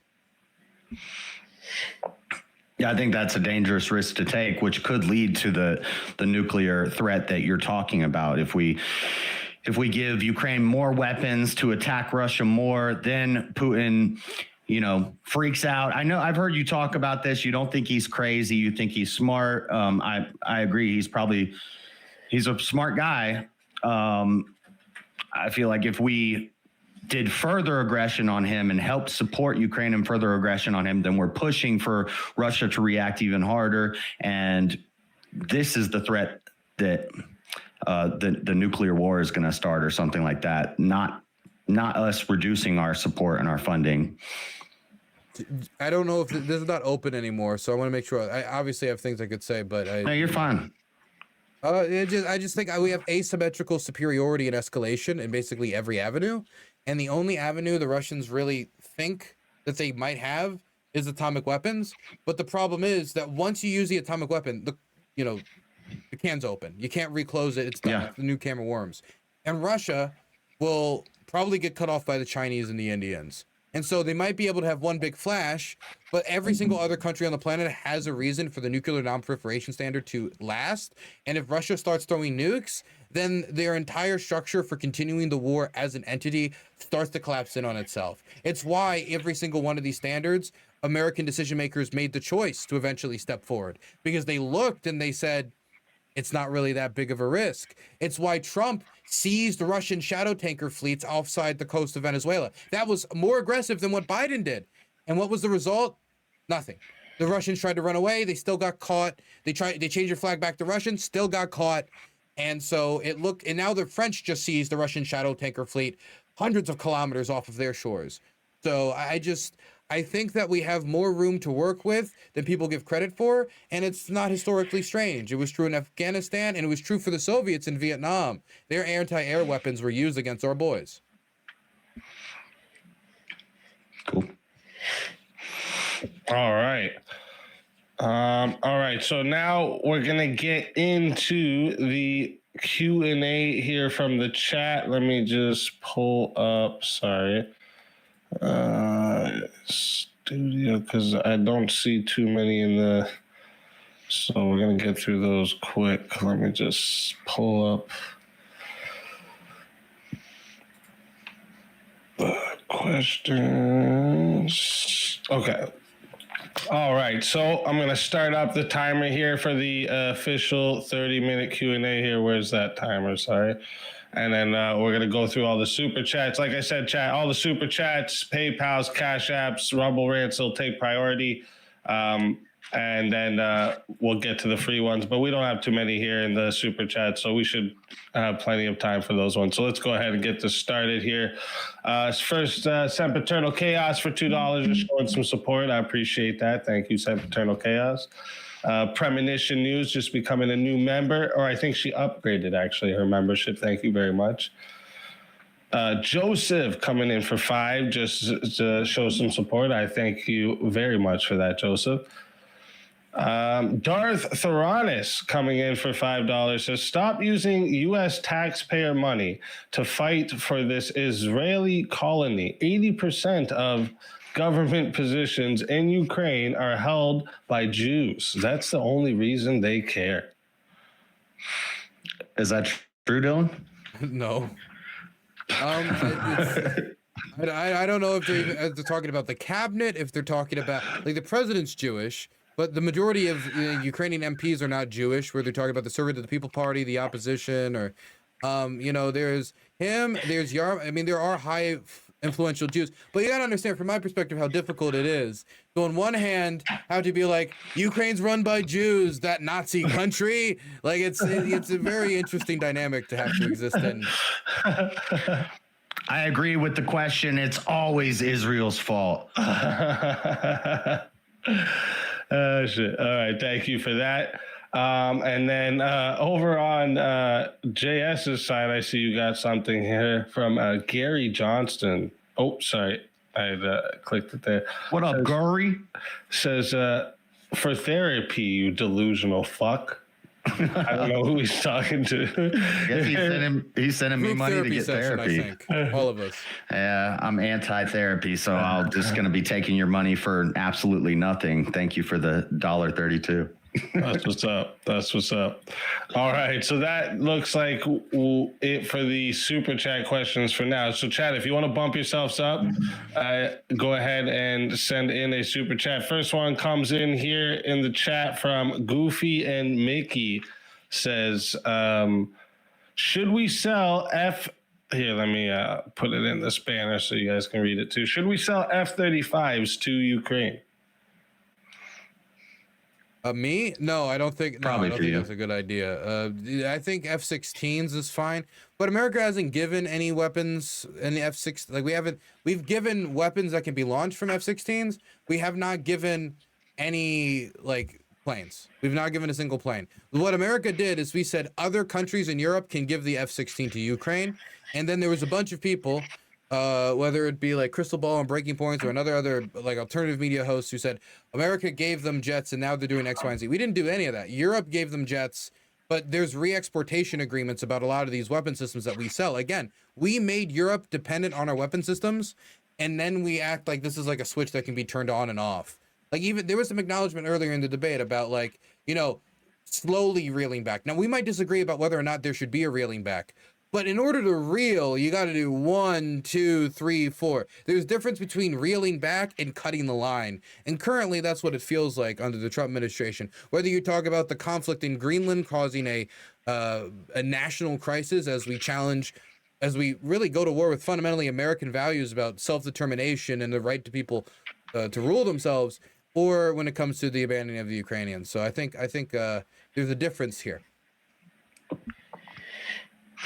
Should we sell F-35s to Ukraine? Well, you were talking about giving. The key word there is sell. I don't know. The capitalist side of me says, yeah, if they can afford it, then let them buy it. But no, I think there should be I'm assuming the F-35s is like our top of the line jets. And that's why you said, yeah, F-15s. Yeah, I think it's good to have a line of where this is our best weapons. We're not going to sell this to you, but we'll sell the ones below.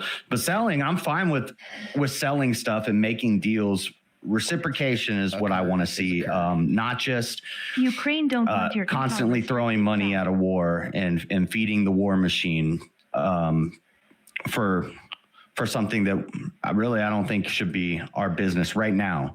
There could be times when we're obligated. I think people might misunderstand what I'm arguing. There could be times when we're obligated to help our neighbor because maybe our own defenses, but I think our obligation to Ukraine is played out and we should get out of it.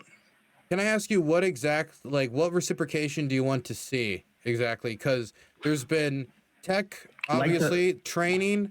There's been agreements, like what Trump asked for in the middle agreement, he gave them after some negotiation, even though it started from a very radical position. We should own all the bridges. We should own all the roads.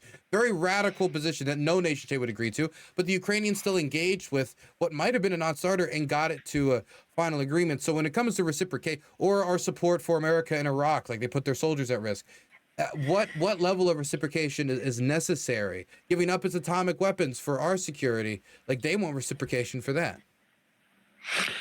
Mainly like the mineral deal, like rare earth. They agreed. And if we are, so it's kind of like with Israel with the Iron Dome, we help them build the Iron Dome, but then we study it so that we can make the Golden Dome over here in America one day. In the same way, if we're helping them, but that it's benefiting us, then I would be okay with that. But again, that would not be an obligation. That would be a beneficial choice that we're making. We had a conversation about obligation, and I think at some point I kind of like laid down, like I think we were having two conversations. I think that the obligation is there, but I also think that it benefits us on a level when it comes to all of these different weapons developments, the future of our economic relationship with the Ukrainians, what this means for Europe's general economic stability, what this means for like American credibility, atomic security, what this means for the United States global reputation, which does matter, definitely in the age of terrorism, and the global war on terror might generally be considered over, but that doesn't mean terrorism is gone. Like I think that all of these things show potential avenues for support and assistance. But if the United States doesn't support Ukraine, if Ukrainians feel both scorned by Russia and the United States, there is a scenario where they they just say, fine, we're not going to give any of this. The mineral deal is dead. We're not going to give you drone assistance, and we'll have to go about it ourselves. Hell, America asked for help in Iran. They got Ukrainian drone pilots to the Middle East to help protect American soldiers when Iranian shaheeds, which the Ukrainians have the most experience of with any country in the world, they helped shoot them down. They took their soldiers during a war for national survival and put them out of their country to protect our troops instead of their cities. Like, how much more reciprocal can it get? Yeah, if they do something for us, 200 men to be clear, 200 men, or if there's if there's a trade deal or something like that, then we do have an obligation to fulfill our side of the deal. But the support, I wouldn't call that support. That's a reciprocal deal that both sides benefit from. And so it's like, if I make a purchase, if I want the item, I'm obligated to give you the money, but I'm not obligated to even get that item in the first place. And that's not support. That's a mutually beneficial deal. Support seems to be like one-sided. We're helping them and we're getting nothing back in return. Ukraine supported the United States in the Middle East by sending drone pilots to take down drones attacking American bases when there were no air defense available really for the base in Syria that was under multiple air attacks. Like, American soldiers died, and maybe more could have died depending on a lack of like international support being there from the Ukrainians. So for me, what did they get for that? Well, they didn't get an aid package. They didn't get any new support thing. This was an attempt by the Ukrainians to not only pay back the support the United States has given, but to continue to show to the United States that we're a reliable partner. You relied on us in Iraq. You relied on us now. You relied on us giving atomic weapons. You can continue to rely on us in the future. But can they rely on us? Can other partners rely on us? I think they can. We've given them $185 billion over. If you give somebody a gun, it's only useful as far as it shoots bullets. And if you have no bullets, you can't shoot. True. All right. Next one comes in from, this one's also from Goofy and Mickey. Don't we have a treaty with Ukraine? We have types of treaties, like for example, like we have types of treaties with the Ukrainians. But there's not like a national defense treaty that would stop another Russian invasion. If there was an agreement between the United States, if the Russians invade, we will send troops. The Russians simply won't invade again, because that's the reason they don't invade the Baltics. And so we don't have a treaty like that, and the Russians want to stop that from happening so they can invade again. That's part of the reason why, even if it's like, well, we won't bring them in NATO, but it'll be like a defensive agreement where we only have like a limited amount of European troops that would be triggered as like a reaction force, not even a force that necessarily on its own could stop Russian invasion. They still reject this because they want the ability to invade again. So I think that we have made security agreements and made assurances, and because it's the word assurance and not treaty, people try to say, well, that means we don't need to abide by our word. It's very snakish. Like generally, like I think it's spiritually snakish to say, well, I use the word assurance or I use the word agreement. So really our word there doesn't matter. Our word only matters when it's treaty. But because I think the same people that even if it was called a treaty, I don't think that would change their position. So no, we don't have the treaty that we would like, but we have agreements, we have assurances, and we have some types of treaties. Yeah, I don't know if we have a treaty, but it seems like you want continued assurance after assurance after assurance, and it doesn't seem to be solving the problem. There's always going to be war. You want one assurance that we're going to continue to support them. How much for how long? I think that a defensive agreement could be indefinite. For military aid would probably be for maybe 2 to 4 years, and everything past that would probably be reciprocal training agreements and like. Because we keep seeing NATO soldiers in these reports, entire NATO unit wiped out by 3 Ukrainian drone pilots. It's like I cannot emphasize enough how much America can learn and continue to learn from the Ukrainians that will save their own soldiers' lives in the future, if and when America has another war in the future. I just don't think an indefinite commitment to anything is realistic, especially when we're talking about NATO for like 80 years. Yeah, but you don't know what the future holds. Indefinite means... That's exactly why we need alliances, because we don't know what the future holds. Yep. All right. Next one that comes in. This one came from Roman King. Says, JS, are you comfortable giving up our strategic advantage we have over our European allies by allowing them to fend for themselves rather than relying on our might? Nuclear proliferation increase. Comfortable giving up our strategic advantage we have over European nuclear proliferation increases. I lean toward... I'm not totally isolationist, but I lean toward us focusing on our own national defenses and our own borders rather than playing world police to everybody and protecting everybody in every single war. I believe that we would still maintain a strategic advantage and be the strongest country in the world if we focused on ourselves rather than NATO in perpetuity, indefinitely. Nuclear proliferation increase.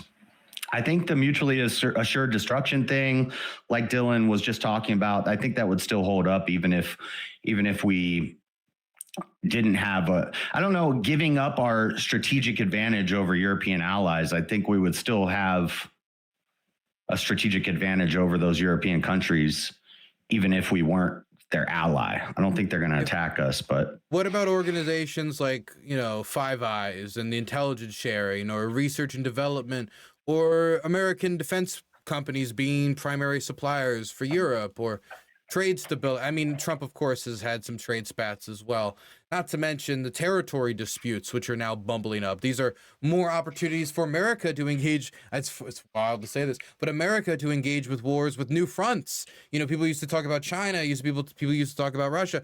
People didn't talk about Greenland and a war with the Danes and a EU unified. Like, this is totally outside of the paradigm of our previous agreements, which was to defend the territory in North America and across the Atlantic. What Reagan said, what all these different presidents said. So I think like this kind of shows the threat of introducing instability to this part of the equation. But haven't we also seen when we fund these countries and we provide them weapons, often within 20 years, they're using those same weapons against us. We've given weapons to the Middle East and then they end up using them against us, and we have to fight wars with people that we're funding both sides' weapons. The Mujahideen, which also used a lot of those weapons against the Taliban in the preceding civil war. Is there any other example you could think of? A geopolitical one? No, that's probably the one I'm talking about. But I agree that that's a real risk, but we can also not take Afghanistan and project that experience. People talked about Vietnam syndrome after Vietnam. There might be a sort of Afghanistan syndrome after Afghanistan. We're not taught, like, American soldiers are not in Ukraine. The American soldiers that are in Ukraine and that have died are American volunteers who have gone over, believed in it, and their flags are now standing in Maidan Square, and like in state honors, they have monuments and stuff. You know, so like those are the only ones in Ukraine. Yes, in Kiev, there's monuments to them. They like take their uniforms, they put them in glass. They put descriptions about, you know, what town in America they came from and like stuff like that. They give them like a lot of respect when it comes to like the sacrifice that was made. But America itself, as an entity, we didn't send our Marines. People left the army to go over there and fight. So this is something where we've kept our soldiers from dying in the conflict, at least ones that aren't retired or have chosen to leave. And we have, like, this is, I think by keeping ourselves out of the war now, it benefits us in the long term rather than increasing instability that makes it more likely that America gets dragged into a war, which historically, when wars pop off in Europe, America gets dragged in. It's been the case since World War I. And you might disagree with that. And, you know, I even might disagree with that. But at the end of the day, that tends to be the historical pattern that I think we should be prepared for and try to avoid entirely. Would that cross a line, putting boots on the ground in Ukraine? Would you be against that? Like after this war is over? Or right now? Or during the war, like right now? During the war, I think from the United States, it would not make much sense. I think certain European states, when it comes to Western Ukraine and air defense systems, I think it would make more sense since Russia has bombed Romania like 2 days ago. And like there's like bombs that are flying into EU states, into NATO states. And so you could have a priority that we need to shoot down these drones before they fly into our own countries. Where do you shoot them down? You shoot them down in Ukraine, both putting pressure on the Russians while defending their own nation states. But that's not frontline service. That's also, I'm saying Europe should do that. After the war's over, I think American boots on the ground would be one of the biggest preventative measures against war, because then Russia would have to say, we have to go to war with all of Europe and the United States. Like that's the same reason why American troops in small quantity, surrounded on all sides, was able to keep Berlin taken over, unconquered by the Russians and the Soviet Union post World War II is through, you know, this type of, you know, incentive building, structure building. I think that type of work is still necessary to prevent wider wars. And see, even if I agree that all of this could be strategically advantageous, like for us to do this, this is still like a moral question to me. How can you obligate all the American citizens to be on board with sending our guys over there to just stand and guard the border? Do you think there is no circumstance by which the United States should be able to send foreign assistance to any country ever? No, but that's not what we're talking about. Being able to send and what strategically. Duly elected representatives voted for the legislation. Like presidents promised and won on campaigns of sending Ukraine aid in this exact scenario, including the current resident of the presidency. There was multiple administrations that made agreements to this effect. So to me, I can understand, like, if this was all rushed through, there was no debate, there was no conversation. I mean, we've had like a decade of conversation post 2014. There was a conversation when Clinton made the decision. So, I mean, there's been a national conversation. If you agree that it can happen in principle and the American people agree, the legislators agree, the presidents agree, all the agreements agree, I mean, you might disagree personally, but the U.S. still has that obligation, as we talked about. Yeah, and that's where I disagree. I see there could be benefits to it. It could be the right move to make strategically for a war, but it's not an obligation to all the people that we be involved in a war. I could accept your framing. I would disagree with the framing, but I could accept your framing as logically consistent if you said there is no circumstance by which the United States can send military financial aid, because you're never going to get every single American citizen to agree on any aid package. There'll always be one guy who said, I don't care if the aliens invaded. There'll be no matter what the scenario, there'll be the one guy who says, I don't believe the state has the right to take my money and send it to any foreigner ever. And so, under your framework, it would really handcuff the United States to really do anything in the world stage, or use the threat of doing something on the world stage to prevent having to do something at all. We can go to the next question. I don't want to keep going around and around on the same question. We'll never get to all the questions. Yeah, there's only like 10 minutes or something left. I can't see it. There's text in front of it. Next one that comes in is from the real Daniel Ramirez. Says, what type of obligation does the U.S. have? A diplomatic kind of obligation. went over that. I know you guys kind of went over it, but if you want to just kind of a diplomatic obligation. If a country makes promises, promises are a form of obligation. There's also like a question about obligation to our own national security interests and the benefit of the American people. There's also a question of an obligation to your voters when you make a promise, like if they don't accept a ceasefire on the line of control, which is what Trump said, then I will do X. That is an obligation you make with your constituency. If Trump said, I'm going to do this on immigration, and then he got in office and said, thank you, I am now going to make open borders the best thing ever, and you would be violating an obligation you made with your voters. There's different types of obligation. Ukraine has the voting obligation, they have the presidential obligation, they have the treaty obligation, and it is what the voters want. So, I mean, there's like a constituency obligation, as well as national security, but of course that can be disagreed upon on whether it is in America's national security interest. But there's many different obligations and promises and commitments that have been made as the base of it.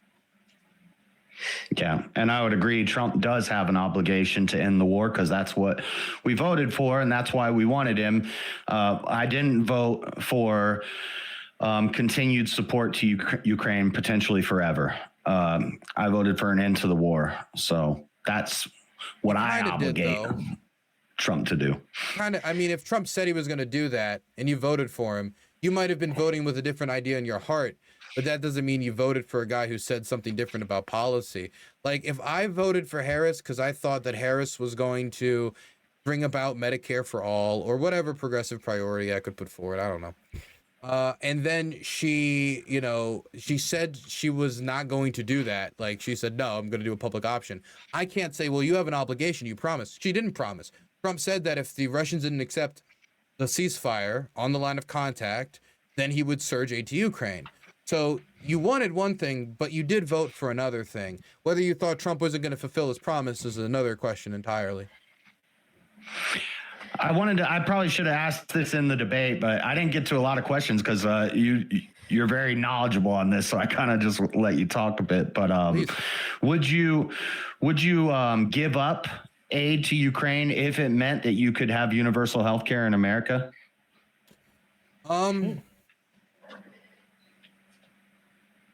No, probably not. Because I think it would be, we're talking about 4-year wait. Because we're not going to be giving Ukraine $50 billion every year.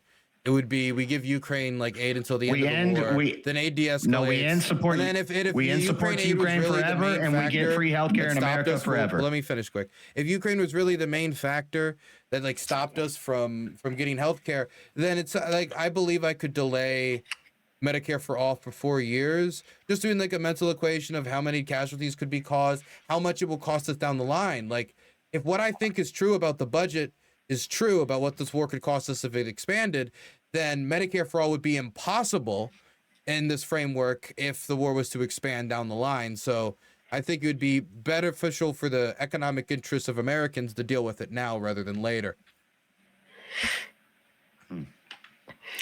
Next one comes in from, this one's from Kyle Swam the Nile. Says, does Dylan believe the U.S. has an obligation to protect every smaller country from a larger neighboring country trying to invade it? No. All right. So how do you decide which one's yes and which one's no? Well, if we make a promise, that's definitely one thing, because I think America's words matter. Number two, if it benefits America's interests, that's another thing that could advantage it. Number three, if it's morally consistent. For example, if like let's say the reason the roles were reversed and Ukraine was invading Transnistria because they decided that they were going to do some genocide. I don't know. Ukraine's bigger than Transnistria. But the circumstances of what has happened, like, it could change the dynamic. So it's not a question about the size. It's a question about why the war was launched, what the outcomes of the war was, whether or not it was illegal by certain set standards that most nation states have agreed to. So I don't think it's just a question about larger states. I think that Russia's reasons for starting the war are immoral. I believe the way they've conducted the war is immoral, and I believe it is both in America's moral, economic, geostrategic, and credibility interests in order to support Ukraine.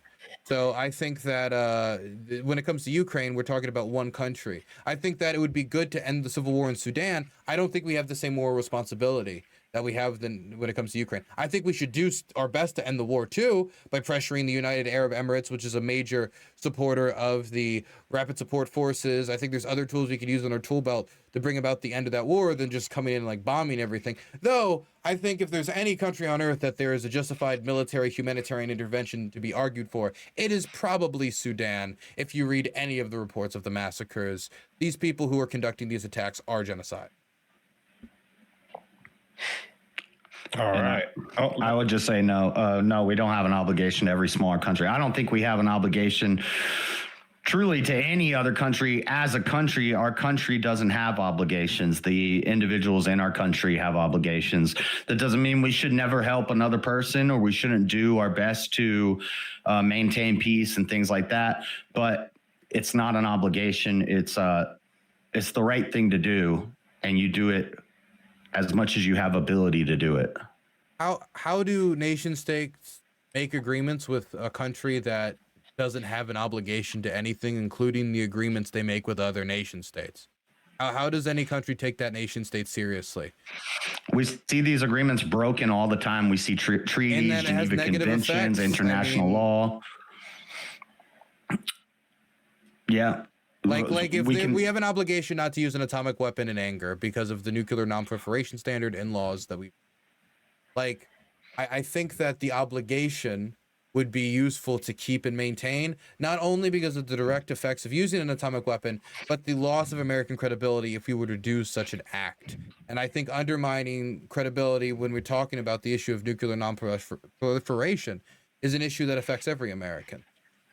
We have an obligation not to use a nuke until we use a nuke. Because if the obligation was nobody ever use a nuke, then the obligation would just be destroy all the nukes. So well, that's what not if you want to keep the nukes at the same time, or you believe that atomic weapons prevent interstate wars between countries like Russia, China, and therefore you want them in limited quantity to stop. It depends on who you talk to in IR, but I would say that it is within America's interest to stop the expansion of atomic weapons. It seems to be a bipartisan agreement that Iran should not have a nuclear weapon. Why? Because we do not trust them with the nuclear weapon. We want them to uphold themselves to the same standard that most nation states have, and we're willing to pursue a massive increase in energy spending for Americans. We're willing to pursue a massive bombing campaign, expensive bombing campaign. We're willing to pursue the loss of American lives directly, not by choice, like where they signed up, like, I want to join this war today. Every American that died in Ukraine, it was like that. It wasn't the case for those people who died in those bases in the Middle East. We're willing to accept that all to stop Iran as they're trying to develop this atomic arsenal. In Ukraine's case, they give it up, and now we already got it. So now we can kind of like abandon them. But if that's the case, then nobody's going to agree to that in the future. If we have a future Gaddafi or XYZ type figure and we're like, hey, we don't want you to have nukes, they're going to say, what, so we can end up like the Ukrainians? What, so we can end up like the Iranians? What, so we can end up like Saddam? And I don't think that that is a good turn of phrase or geopolitical standard to set. But we see throughout history, through all of these international relationships, that obligations are moldable, they're pliable, they're bendable, they change over time. Who we elected now at this time, there's different leadership in Ukraine, there's different leadership in America, there's different public opinion. All of these things the same change leader and made the swing. promise on the campaign trail. If he had a different position, then maybe, but he had the position until like a year and a half ago. Who, Trump? Yeah. No, Trump's position was he's going to end the war day one. And if it That's doesn't what I end day voted one, for. he said he's going to surge aid to Ukraine. He said he would surge aid to Ukraine if it didn't end. More aid to Ukraine than Biden did. Was his full Then quote. that was a hollow threat. That's Trump. That's Trump being Trump. That's Trump grandstanding. Yeah, and because he didn't said, deliver on any threat, the war's still going. It's still dragging on, and the war will continue to drag on. The strategy of hollow threats with no action lead the Russians to feel encouraged that their strategy of waiting out the West is working. They can continue the war, and they'll be naively hopeful. Isn't he fulfilling a threat to Ukraine by reducing funding to them? Not when they agreed. They said ceasefire on the line of contact. They said, yes, we'll do that. They even said, we'll cut off aid unless you agree. And they even give it specifics when negotiations started. Ukrainians said, okay, we'll do that. Then the Russians didn't agree. And then Trump did nothing. All right. Well, we're at the last second here, but there's one more question came in from Vigilante there, so I'll just put it in there. JS, should we start to pull back support from Israel as well? Why or why not? Yeah, I think we spend way too much money in Israel. I do think that there is a lot of mutually beneficial deals that we have with Israel, and that we do get a lot of tech from them. And this is the same with Ukraine. If it's reciprocal and we're getting something out of it, then I can see reasons to do it. If it's strategic to our national security, then I can see reasons to do it. My whole thing is obligating us in perpetuity, possibly indefinitely, to make this commitment just based off of deals that are made in the past when things are constantly changing on the geopolitical stage. But yes, we should reduce our support for Israel. I support Reagan's policy on Israel. He said that they were committing a Holocaust in Lebanon. I think that, I wouldn't use that language because of historical connotations, but I would say that, when you have support for a country, especially a country that has atomic weapons, would admit to having atomic weapons, and has its security largely on lock, I would say, to be quite frank. None of Israel is occupied, unless you have some weird beliefs about Greater Israel. I think that America's role here should be trying to increase regional stability, and that might include, and I think does include, checking the Israelis when necessary. Blank checking a government that is unoccupied and that we didn't commit that we would do this for. Like, I just don't. I don't see the purpose. Do you think we should have zero support for Israel? I think that they're I think humanitarian maybe, but for military support, I think they should be, any military support to Israel must be contingent on a bunch of factors that this government does not care about. Okay. All right.